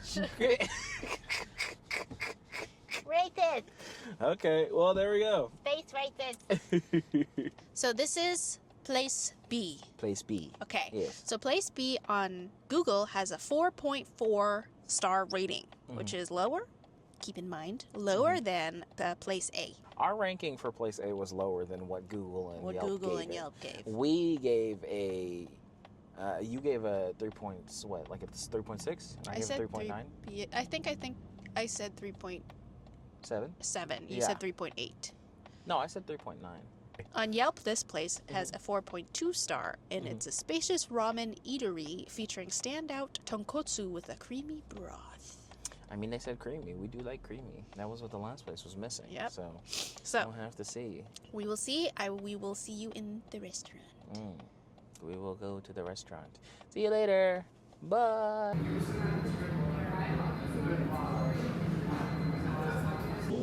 Hi. Can I get the tonkotsu ramen with extra noodles and corn? Can I also get the same tonkotsu ramen? Water for you to drink? Yes, please. Just water is good. Can I have a melon cream soda? I think I saw in your board that you had a fried squid. Fried squid? Yeah, do you have that? Sure. You want that one? Yeah. Thank you so much. Thank you. Thank you. Melon cream soda. Melon cream soda. Oh, I just realized we said that name in a restaurant while we were ordering our ramen. I didn't. I just said that. That's good. Okay. Sorry, guys. You're not allowed to know where we are or where we live. Safety reasons. Yeah. I think I've had enough stalkers and uncomfortable people in my life. I don't really want any more. Yep.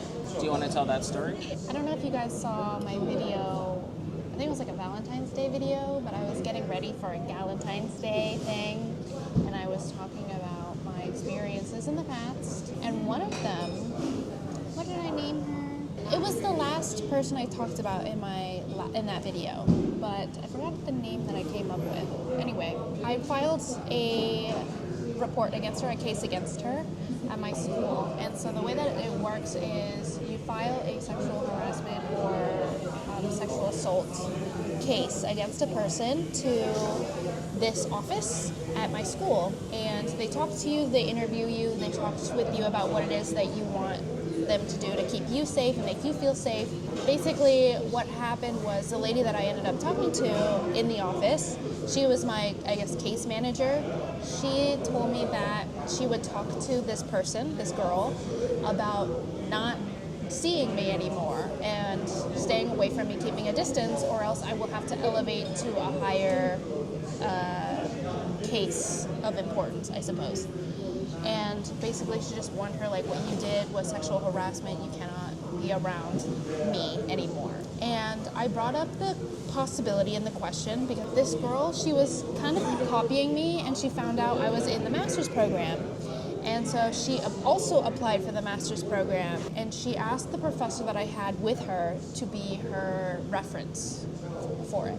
And even though this professor knows what she did to me, he still recommended her for the program. And as one of the professors that is actually a teacher in the program, obviously his reference and his recommendation would automatically get her in. So I brought up the possibility to my caseworker, I suppose. What if I end up being in a class with her the following year, which is this year, even though I graduated undergrad, because she might also be in the master's program, which I have no way of knowing. And she said, okay, it's unlikely that will happen, but if it does happen, just email me and I'll help you get it resolved. And I was like, okay, perfect. So I thought nothing of it. I just scheduled my classes and did everything normally.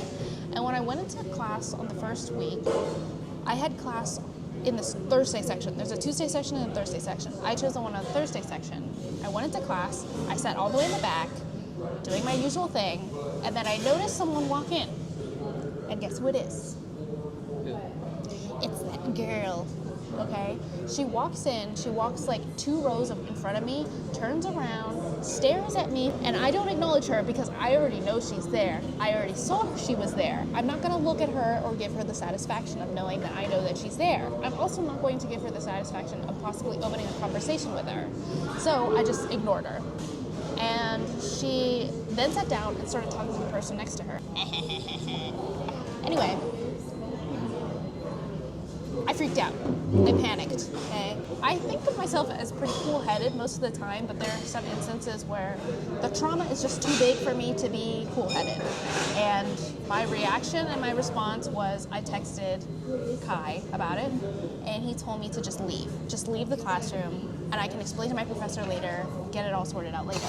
But me being an anxious person who has a really hard time with just doing things that I need to do for myself, I asked my professor if I could talk to her outside the classroom while everybody in the room was there, okay? Which is a little bit embarrassing, but I had to do what I had to do. I asked her to talk to me outside, and I told her about the whole case and everything. And I asked her if it was possible for me to switch sections to the Tuesday section. So I told her I would email the sexual harassment people in the office about it so that they could help me switch my actual class and my schedule. I emailed them, and I emailed the same lady that is my caseworker, and she told me that she wasn't going to be in the office for the weekend because she's out of town, and she'd deal with it on Monday. So I said, okay. And then on Monday, she sent me an email early in the morning saying that she was referring me to her coworker, and her coworker would help me switch my schedule. And I was like, okay, perfect. I emailed her coworker, and I was like, hey, please let me know if there's something that you need from me or any additional information you need from me in order for you to help me switch my classes. And then like an hour or two later, she emails me back and she says, oh, you can just do it by yourself online. And I was like, so what was the point of me emailing you or even opening this case if you don't have the ability to make sure I don't have class with this person anymore, or have the ability to switch my class for me? Because if that was the case, I could have just done all of this on my own. And also, there's a possibility I wouldn't have been able to switch classes because once I switched classes, that class was full. So if the class was full before I switched, I wouldn't have been able to switch. And they wouldn't have been able to do anything about it. Yeah. I mean, thankfully everything worked out, so I switched sections. But it was just like, yeah, the whole thing is awful. Yeah, it's not a fun situation. Yeah. But now you guys understand why we are as careful as we are when it comes to like our online presence and the online footprint.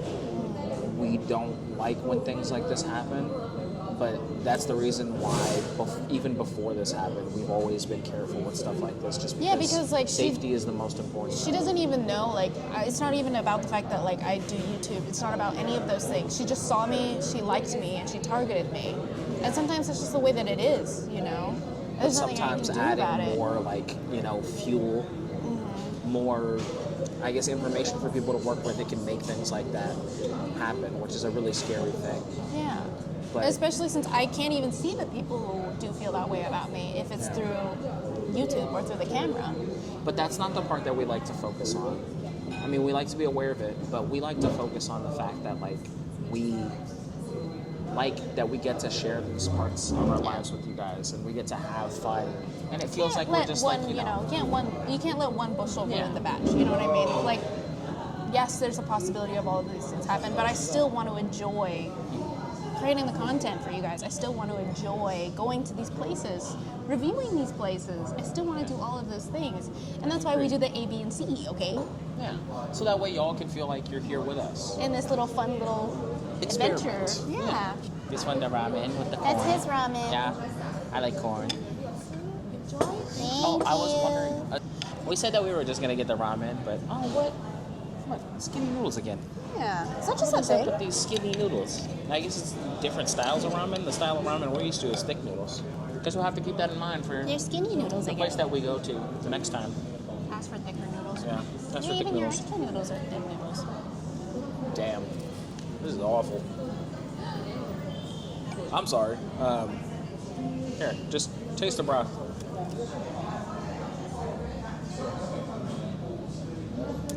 It's water. There's no thickness here. I don't want to be rude. I don't even want to eat this.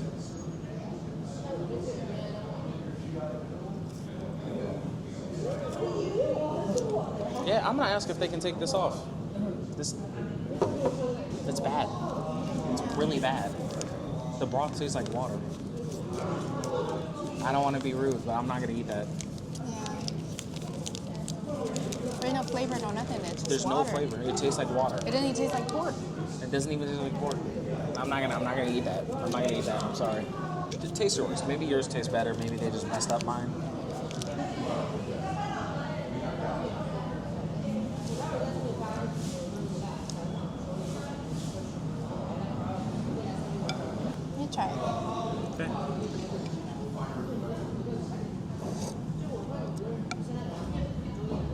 barely tasted anything. It tastes like water. No.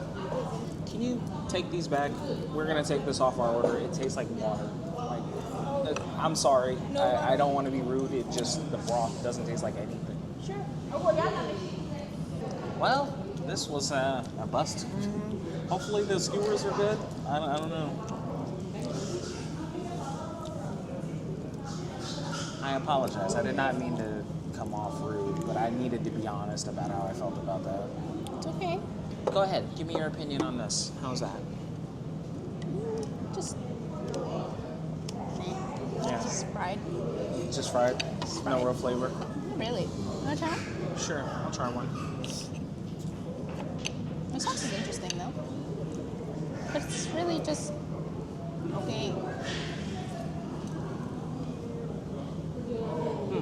know what I mean? It's okay. Just okay. How's your melon soda? It's good. Melanie. You know what? Before they do the skewers, I'm just going to stop them. I'm going to say we just eat this and then we go. You sure? Yeah. You're just worried that I just won't. I don't want to pay for it.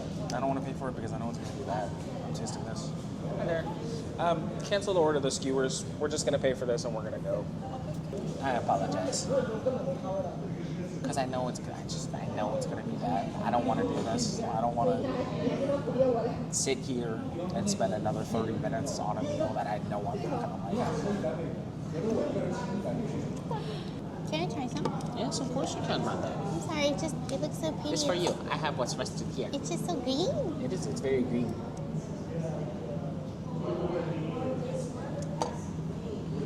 Nice, huh? I didn't really like bubbly things, but the taste is good. Yeah. It's funny because I think this is the fastest you've ever been like, no. I usually try and get places like This is the fastest he's ever just. usually you're the Quit. one who's like, I don't like it, but I try my best to get places. I don't like that it, but like I'm not like confrontational about it.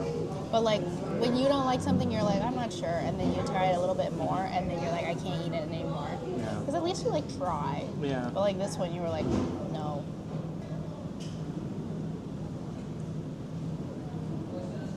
Oh. She's crying. Oh. She left She does seem like she's by herself. Like she's been rushing around trying to in the front because she's the only waiter. I think so too. I feel really bad. But there's also a possibility she got like a really bad phone call because she was just in the front on the phone. That's true. But I don't know. I noticed she's crying really bad. Yeah. Really bad. I feel bad. Yeah. Maybe I was too mean. It's okay. You know, the circumstances are that like we don't know what's going on in her life. We don't know or how her day has been. All we can do is go based off of what we know. Yeah, that's true. You know, and it's not like you were being like mean. You were just saying that it's not something that you wanted to pay for. Yeah. That's true. You know, and she wasn't mean about it. But I think she's just having a rough day. Yeah, that's fair. I think maybe we should turn the camera off until it's time to do our final review. Yeah. Yeah. We'll see you guys later. Bye. Okay, hello people. We are back in the car. Hi. This lighting is a bit unflattering, but it's fine. It's dark outside. So we're going to do a final review. We only ended up paying for the squid legs and the melon soda. Yeah. I'm just gonna keep it brief since we only ordered two things. Yeah. Melon soda was fine. It's a melon soda. On the three rankings, food. We'll talk about that later. That's not from this space. Sorry. Okay. The three rankings: ambiance, service, and food. Food, straight up 0 out of 5 stars. Yeah. I was thinking maybe a 1. No, 0 out of 5 stars. Everything we ate is awful. It was just awful. I thought that the fried squid legs were just okay, so I think I would do like a 0.5. Okay, that's fine. For me, the whole experience was, the food was terrible. When you get pork broth ramen, you are supposed to taste pork. I put the broth to my lips and I immediately was like, no, I'm not going to pay for this. This is awful.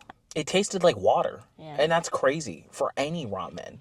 It For had any no ramen taste. to just straight up taste like water and have no taste is ridiculous. The broth had no taste, nothing. And then to have the No audacity to creaminess try either. and and then to have the audacity to try and like charge somebody $20 for a bowl of water. Noodles. You're tripping. You're Yeah. actually tripping. Like, no. So, 0 out of 5 stars for food. Yes. For ambiance, I would say it was cool. It was cute. It was a cute little, area. It was 3.7, 3.8. And it was nice. I don't know. It had kind I'd of like say an industrial feel. I'd say like a 3 Yeah. 3 out of 5. Just because like I feel like it's cool, it's good, but also it didn't really feel as like cozy or homey. Not super inviting. Yeah. Yeah. All right. And service. Service. I could tell that the lady who was serving us was having a bad day. Every single time she was walking by, she was just flying by. Just running to the next table and then running back to the kitchen and then running back and then having like conversations that felt like the tone of an argument, but it was still like whispered at like the chefs. Like I don't know what language they were speaking, but I know the language of somebody who's frustrated. And Her body language was very frustrated. I heard her talking to the chefs about the order that we had, and she said in a whisper yell, something, water, and then something, something, and then walked away. So I know that she was not happy. She was not happy that day. About it, yeah. All that being said, even with the fact that she was very frustrated and very overwhelmed, I think her service wasn't bad. I think maybe she could have been a bit more hospitable, but we all have bad days. So I would say like a 3. So it's the end of her shift. Like, Yeah. I also think like you can't control certain things, you know, Yeah. like it just so happened we came on a day where she wasn't doing as well. And she wasn't It just happy, so yeah. happened we came near the end of the shift. It just so happened all of these things aligned at the same time, and coincidentally it just ended up that she wasn't able to provide the service that she would Wanted maybe to, do yeah. on a day that she was doing great. And I don't think that we can dock her down points for that, I suppose, because it sounds like kind of mean. But like, I also think like that doesn't change the fact that the food that they served was awful. was awful. Yeah. And I don't want to be mean, but it is unprofessional to cry in front of the people you are serving because the kitchen messed up. Yeah. And I don't necessarily know that that's the reason she was crying. It might have had something to do with like the fact that she was on a phone call. Yeah, I did see her on a phone call right before she started crying. Call, and then like after she got off the phone call, she started crying. Yeah.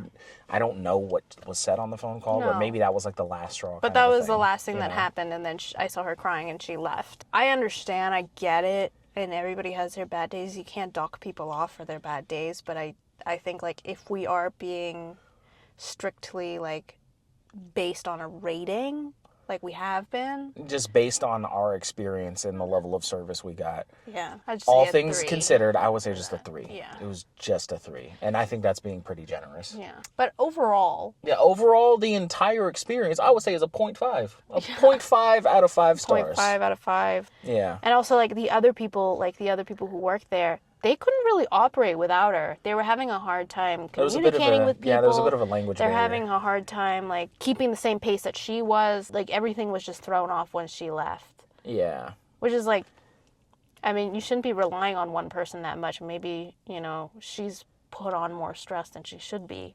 Yeah, that's true. You know what I mean? Like if everybody else can't function without her, you have a problem. That And is that's true. just the build of the restaurant itself. Why would you want to go to a restaurant that's built that way and put so much stress on one person?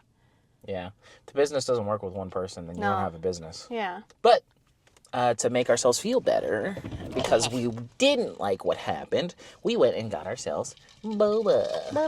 Boba. It's nice. I have like a little glass container. And the lady was so nice too. I have the same hair clip as her, and she thought I was cute when I was like, "Excuse me, I have the same hair clip." Yeah. And she's like, She's "I like, know, oh, it's it's very pretty, right?" cute. And I was like, "Yes, it's pretty." It is the end of the night, so we're going to call it a day, actually. We're going to go have boba tea and watch anime. Yeah. We're going to see you later.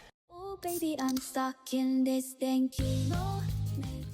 We are in a bit of a rush today. We're nearing the cutoff point for the ramen that we were supposed to try for our second day of This the is place 3. Ramarathon. Yeah, place number 3. We got to get going though. I know, I Because gotta they're look going to this up. close in like an Ramen. hour and 20 minutes. We're going to eat quick and we're going to be on our way. And also, there's a place that we like to get dumplings nearby. So we're going to go get dumplings afterwards, regardless. Because we were talking about baby names. One of the names contained the word bao, which, what does it mean in Vietnamese? It means treasure. Treasure. Yeah.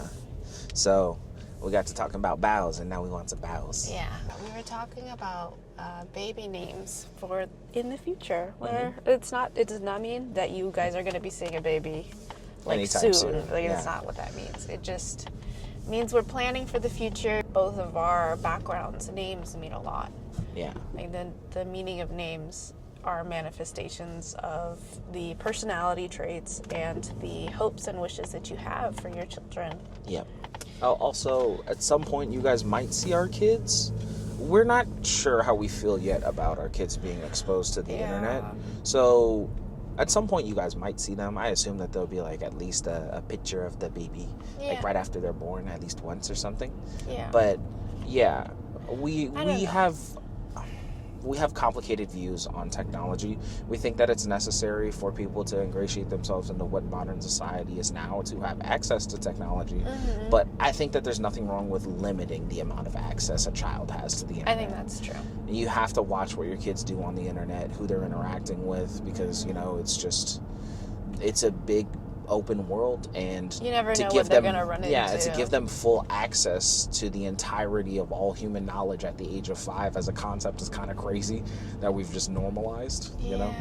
So Also, like, it's a little bit scary because, like, even you, like, recently had, like, an interaction with some kid. yeah, Like, I was while playing games, and there were some really crazy things that this kid was talking about. Yeah, the kid said that his favorite rapper was King Von, and I don't know if y'all know who King Von is, but he was a convicted murderer before he passed away. So for a 9-year-old to say that King Von is their favorite rapper is kind of crazy, just in general. And then I also asked the kid, I was like, "Did your dad play this game?" He's like, "Oh yeah, my dad's the one who introduced me to this The game." game is a Helldivers, the one where Helldivers you shoot, 2. bugs and You stuff. shoot bugs and robots. Yeah, he was talking about how, like, he ran into somebody on Fortnite who told him about magic mushrooms, and I was like, what? And then he also told me that one of his friends, who was 13, found out that his girlfriend was cheating on him, so he broke the eye socket of the kid who his girlfriend was cheating on him with. And I'm like, dude, you're 9. Like, what is going on in your life that this is You're friends these are with these normal people. behaviors, you know? Or you're learning about these things. Way too young. So I told him, I was like, hey, you know, I don't mind playing with you, but you know what you should do? You should have your dad play the game with us. So Right. that way, you know, like, you guys can bond and you can enjoy it. And he's like, oh no, my dad hasn't played this game in forever. And I was like, the game hasn't been out that long. He was like, I was 7 the last time my dad played this game. He showed me it, and then, like, you know, yeah, I played the game, and then now he's not even like good at the game anymore. So I was like, you know what? I'm sure that the still game that think, he likes, that he introduced you to, I'm sure that he would love to find out that you like it now and are enjoying it. And, you know, it would be cool if we could all hang out Also, it's instead like- of just, you know, just us. Yeah, also, because that looks he weird. was just a random kid in a lobby. Like, he just hopped into one of the lobbies that I was in. Yeah. And as we were, you know, playing the mission that we were playing, I was just talking with the kid. But I was thinking to myself, I was just like,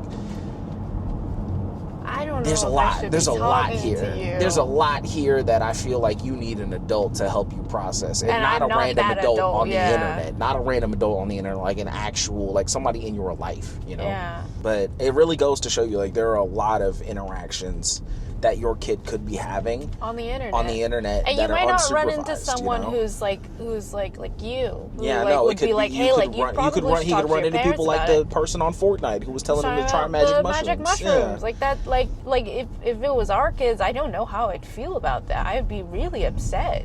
Yeah. Like, if my kid also was like someone who refused to like talk to me about it and talk to strangers instead, like that would be awful. So I think, like, with I don't think, mind you, I don't think this kid was a bad kid. I think No. he just has he's bad interacted he's influences. interacted with people who don't have his best interests at heart and have told him information that he probably shouldn't know as a 9-year-old. Yeah. And I think, like, when we have kids and stuff, I don't know how I feel about, like, specifically anyway, like, having our kids on my YouTube channel. Yeah. Or on my social media or anything like that. Like, I might, like, post a picture on my social media of, like, you know, like, those pictures of, like, the mother in the hospitals with, like, holding a baby. But you can't see the baby, you know what I mean? You just see, you know, like, the pose. But I think, like, other than that, I don't think I'll post my children like that. Just because, like, I have, like, nothing against people who do that. I have nothing against people who do, like, vlog their daily life as, like, a family channel. It's just having kids on the internet that young can misconstrue their idea of what's normal or what's funny or what's okay. Because I see kids online, too, like, who, like, do pranks and stuff like that all of the time that they think is, like, harmless or, like, not hurting anybody's feelings. But, like, in some of those videos, you see people who are genuinely, like, upset about the pranks that they pull or, like, things like that. But because they get views, because they have people out there who do, like, the random bunch who do think that it's funny, they continue to do that behavior. And for me, I don't want the scrutiny of other people's opinions on my family and my children.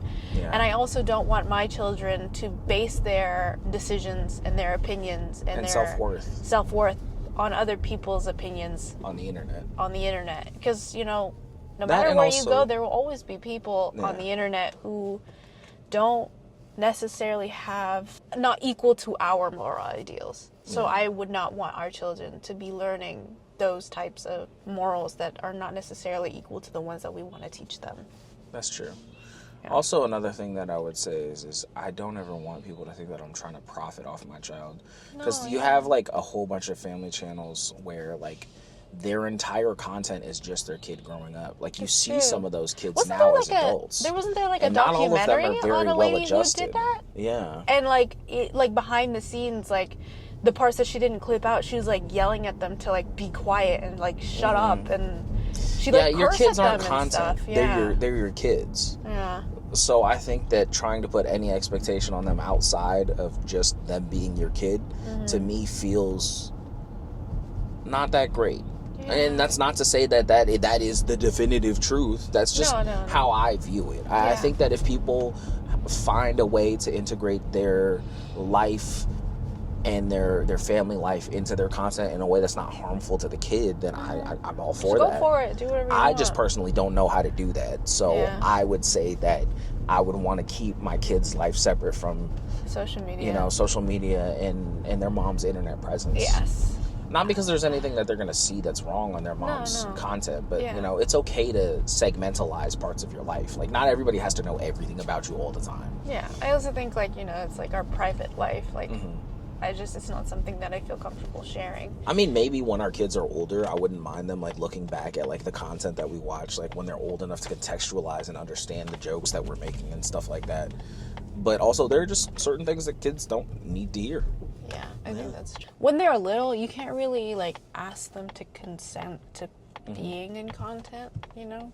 Yeah, that's true. Because, like, even, like, when I share stuff about our relationship, I always ask you if it's okay if I can. And, like, you know, that's not, like, you can't really ask your children that because, like, one, they're younger than you, so they're gonna, like, think that the thing that you do is cool and they're gonna want to do the same things, like, even if they don't know necessarily what they're agreeing to. I don't want to put that decision on them until, like, they're old enough to actually decide if that is something that they want. And also, you never know, because, like, sometimes when they get older, they're like, oh, I don't even know why I did that. It's, like, cringe. I wish I never, you know, was on your YouTube channel because it was embarrassing. You know what I mean? Like, you have to accept the cringe parts of yourself. That's true, and the parts that aren't cringe. So I think that what I would say to them is, like, hey, you know, you may not like it now, but you might want to have, like, some kind of record of this later. So I wouldn't necessarily delete a video that our kid doesn't want up anymore. I would just private it, and I would tell them, like, hey, at the very least, if the video is private or unlisted, you can go back and look at it later if you want to. Also, like, stuff like that is like, we're gonna take pictures of everything that they do, okay? Yeah. No one's gonna see it. I'm not gonna use it like, you know, they do in, like, TV shows where they're like, The oh, if you're montages. mean, then I'm gonna show your friends this, this, and this. No, I'm not gonna do that. That's just, like, for me. Yeah. Like, I think it's cute. It's for me. Yeah. It has nothing to do with you. I'm sorry. It's about I mean, what I might want. embarrass my kids a little bit. I might just be like, oh my God, look how fat your face was. And they'll be like, Dad, stop. Stop it. Stop. I'm 19. Don't just randomly pull out pictures of me when I was 5. But I don't think it's weird. In my eyes, you still have those big little chubby. Yeah. Okay, so we are now Going to place C. C. Yeah. Place A was passable. What do we give it? Place A like 3.7? Yeah, something like that, okay. yeah. Place A like a 3.7 or a 3.9. Place B was Place just B was literally zero. awful. It was a 0. Just 0 out of 0. 5 stars. Never going back there. Yeah, and now we're at place C. So far it's A and then B, and now we have to see if C is above A. Or on Google, it's a 4.9. That's a pretty high ranking. Yeah. So they're either very new or they have really, really happy return customers. But on Yelp, it's a 4.5, which, you normally see it's more regular, I guess, but that... Yeah, but we're going to It's go the place now. we're gonna We're go. go get that ramen. We will talk to y'all later because we're already kind of cutting it close. And we're also really hungry. All right, we'll see you later. Bye. Bye-bye. So, this is the agadashi tofu. And it has fish flakes on top. It's called bonito. They're the ones that move, yeah? Yeah. The heat causes them to in the wind. Yeah. They stare a lot. They stare a lot. Just a little bit. It's okay. The bowl is very Very tiny. tiny. I'm dropping little flakes. Yeah.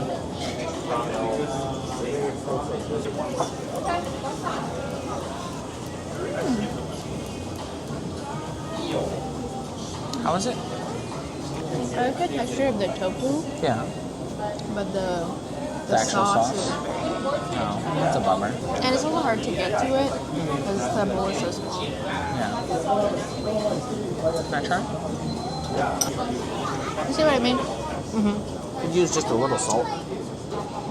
Not bad. Just needs a little salt. But the sauce isn't as thick as like I'm used to, I feel like. Yeah, we're used to our agadashi tofu having like a dashi gravy. And it's like, it clings to the tofu. But the texture of the tofu is really good. It is. The texture is really great.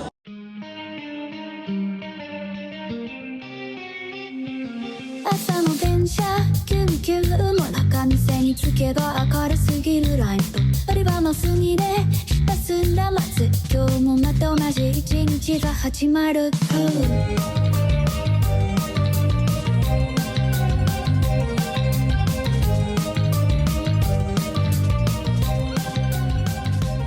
妙な客がやってくる Okay, so we are back from place C. And we're already just going to start off by saying place C was amazing. Super good. So good. The broth was rich, but not too rich to the point that you feel like overwhelmed. But it was light but flavorful. We had to add just a little bit of salt, but like the flavor was perfect. It was right. It was creamy. Texture was good too. The texture was good. There was like a flavoring of pork to it. It's just the only thing that I was changed is the noodles, but they didn't have a different option for noodles. I much prefer thicker noodles, but these were fine. They had the 3 firm. options. Yeah. It was like firm, regular, and thin. We got the firm ones, which it obviously doesn't say thick, so it's not thick, but it was good. The texture was really good. The texture held the sauce well, the ramen sauce. And honestly, everything was great. The service was great. The food was great. The ambiance was super homey. It felt like we were in like a ramen shop in Japan. Like it was so good. I have like no notes other than I would have preferred thicker noodles and maybe if their broth was just a little bit saltier. But they gave us salt, so honestly, easy fix. Yeah. So honestly, other than those 2 things, I really don't have any bad notes. Like for me, if we're gonna rank 3 different categories, food, I would say food for me is like a 4.7. Like it's damn near perfect. And if we were gonna rank ambiance, I would say the ambiance is like 4.5. Super homey, super cute, but just maybe a little bit small. It felt a little claustrophobic, but that's not a bad thing. And sometimes when you have the homier spaces, they're just kind of small, and there's nothing wrong with that. I would have preferred just a little bit more room though, because the people who were behind us, I was worried if I scooched out too far, my butt would have poked into them. Because I'm a big boy. Service. Our server Darren was amazing. This man was flying in and out. He was getting everybody's orders. He was super sweet. Like every time we called out to him, even if it was just a whisper, he immediately turned around and he was like, "Yes, what can I get for you?" He was happy to help, and at the end, He also was the only waiter. there was only one waiter for like doing 9 an tables. Incredible job. He with really a was. smile. Like every time anybody needed anything, he was right there. And almost to the point where it's just like, wow, man, take a breath. You are basically running up and down But this he kitchen. seemed like he was this is something that determined, he you know? always does. You know, Yeah. he seemed like this is my routine. This is something I feel passionate about and I enjoy. And the way he treats like guests is really sweet too. It kind of felt like we were like skyrocketed back to Japan. It felt like Yeah, like we hopped back on a flight and we were in Japan again. it's just the way he behaved, the way that he performed customer service, the way the location was. It felt so Authentic. yeah. Yeah. We talked with Darren at the end, and he was explaining to us about like the origin of how this shop came to be and how the owner lived in Japan for a few years. The owner is not Japanese. He's Chinese. But they lived in Japan and they learned about like the ramen culture and like how to make a good ramen, and then they brought it back to the States, which honestly, that's such an admirable thing to learn from the actual people. Yeah.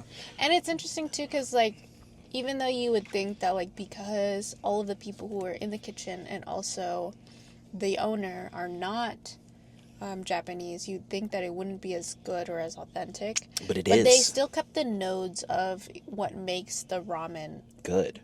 and what makes the ramen like a Japanese ramen. It kind of like speaks to how like food and even like languages or like any one part of culture can be brought through by just making sure to be authentic to that culture. And it loved it. really good. And I didn't think anything less of the people who were serving this Japanese food for not being Japanese, because they did it perfectly. Did it well. It genuinely it was an amazing experience. So I did all 3 of my rankings. If I was going to give an overall for this place, like a 4.6. 4.6 is what I would give it, based on every single factor. Oh, and also the service was a 5. I don't know if we made that clear. Yes. Darren was amazing. He was a Darren 6. is okay? He's a 6. He's That man a 6. That is the man best. that man needs to be protected at all costs, kind of man. Okay. Well, we all need a Darren. He's he was awesome. so sweet, and he also noticed we were vlogging, but he didn't Want to interrupt. He didn't want to be rude, but he wanted to speak to us. But because he was so busy, He didn't get a still chance kept to. to his Yeah. job. Like, instead of trying to promote the restaurant on someone's vlog or be quote unquote famous, he took the opportunity to just do his regular job. Like, he wasn't With pride. he wasn't on the camera, no nothing. He didn't even try. If he did have the chance, he would love to talk about stuff. But he prioritized his regular routine, his regular job, which incredible. Because like there are a lot of places when they see you vlogging, they put on their immediately, best like behavior and only towards you. And they act like this is what they do all the time. Yeah. But he was doing what he did all the time. He was doing what came natural, and what he did naturally was great.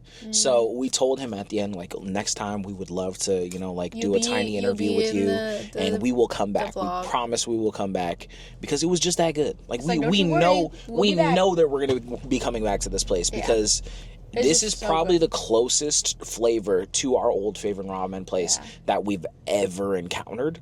And the only difference is just they use just a little bit less cream. But that's okay, though, because it gives you a different feeling. It gives you more of a clean feeling, which is kind of hard to get with a tonkotsu ramen when it's done right. If you have like a tonkotsu ramen that's super, super creamy, super, super fatty, afterwards you feel like you got to take a nap.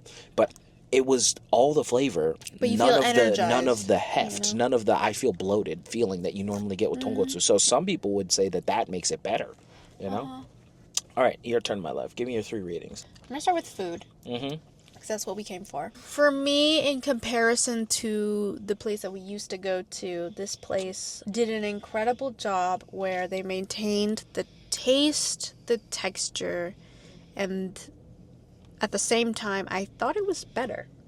Wow. For me, I'm someone who loves simplicity, but like it feels like you hit all of the parts. And they hit all of those points. Because I think too that like the components of the bowl too don't have as many complicated extra textures, extra things on top to try to like quote unquote make up for the fact that like maybe it doesn't taste right or the texture isn't right, etc. In our old place, they put lots of stuff in there, lots of extras, but also the soup and the broth was really good. But for me, here, they didn't overcomplicate it. They didn't put extra things to cover up anything. It was a very simple bowl with just noodles, mushrooms, pork, broth. It was simple but very good. So for me, I actually like this place better. Additionally, this place just feels so homey, you know? Like It does. just There were lots so of families good. there with their kids just eating and enjoying themselves. Yeah, it doesn't make the baby fever any easier. Yeah. For food, for me, I would say it is a 4.9. Wow. That's the highest rating she's ever given anything. Yes, because for me, it blew my mind how perfect it was, but simple it was. Ambiance of the location, very cute, very cozy. For me, it did not feel claustrophobic personally, but I also think that the way that they function as a restaurant is very interesting because It's very efficient. They have a kiosk in the front where you order your food and you take one of the little numbers. And then there's one waiter, Darren. Darren is the only waiter. And then there's two people in the kitchen, two chefs. And they are the only people there.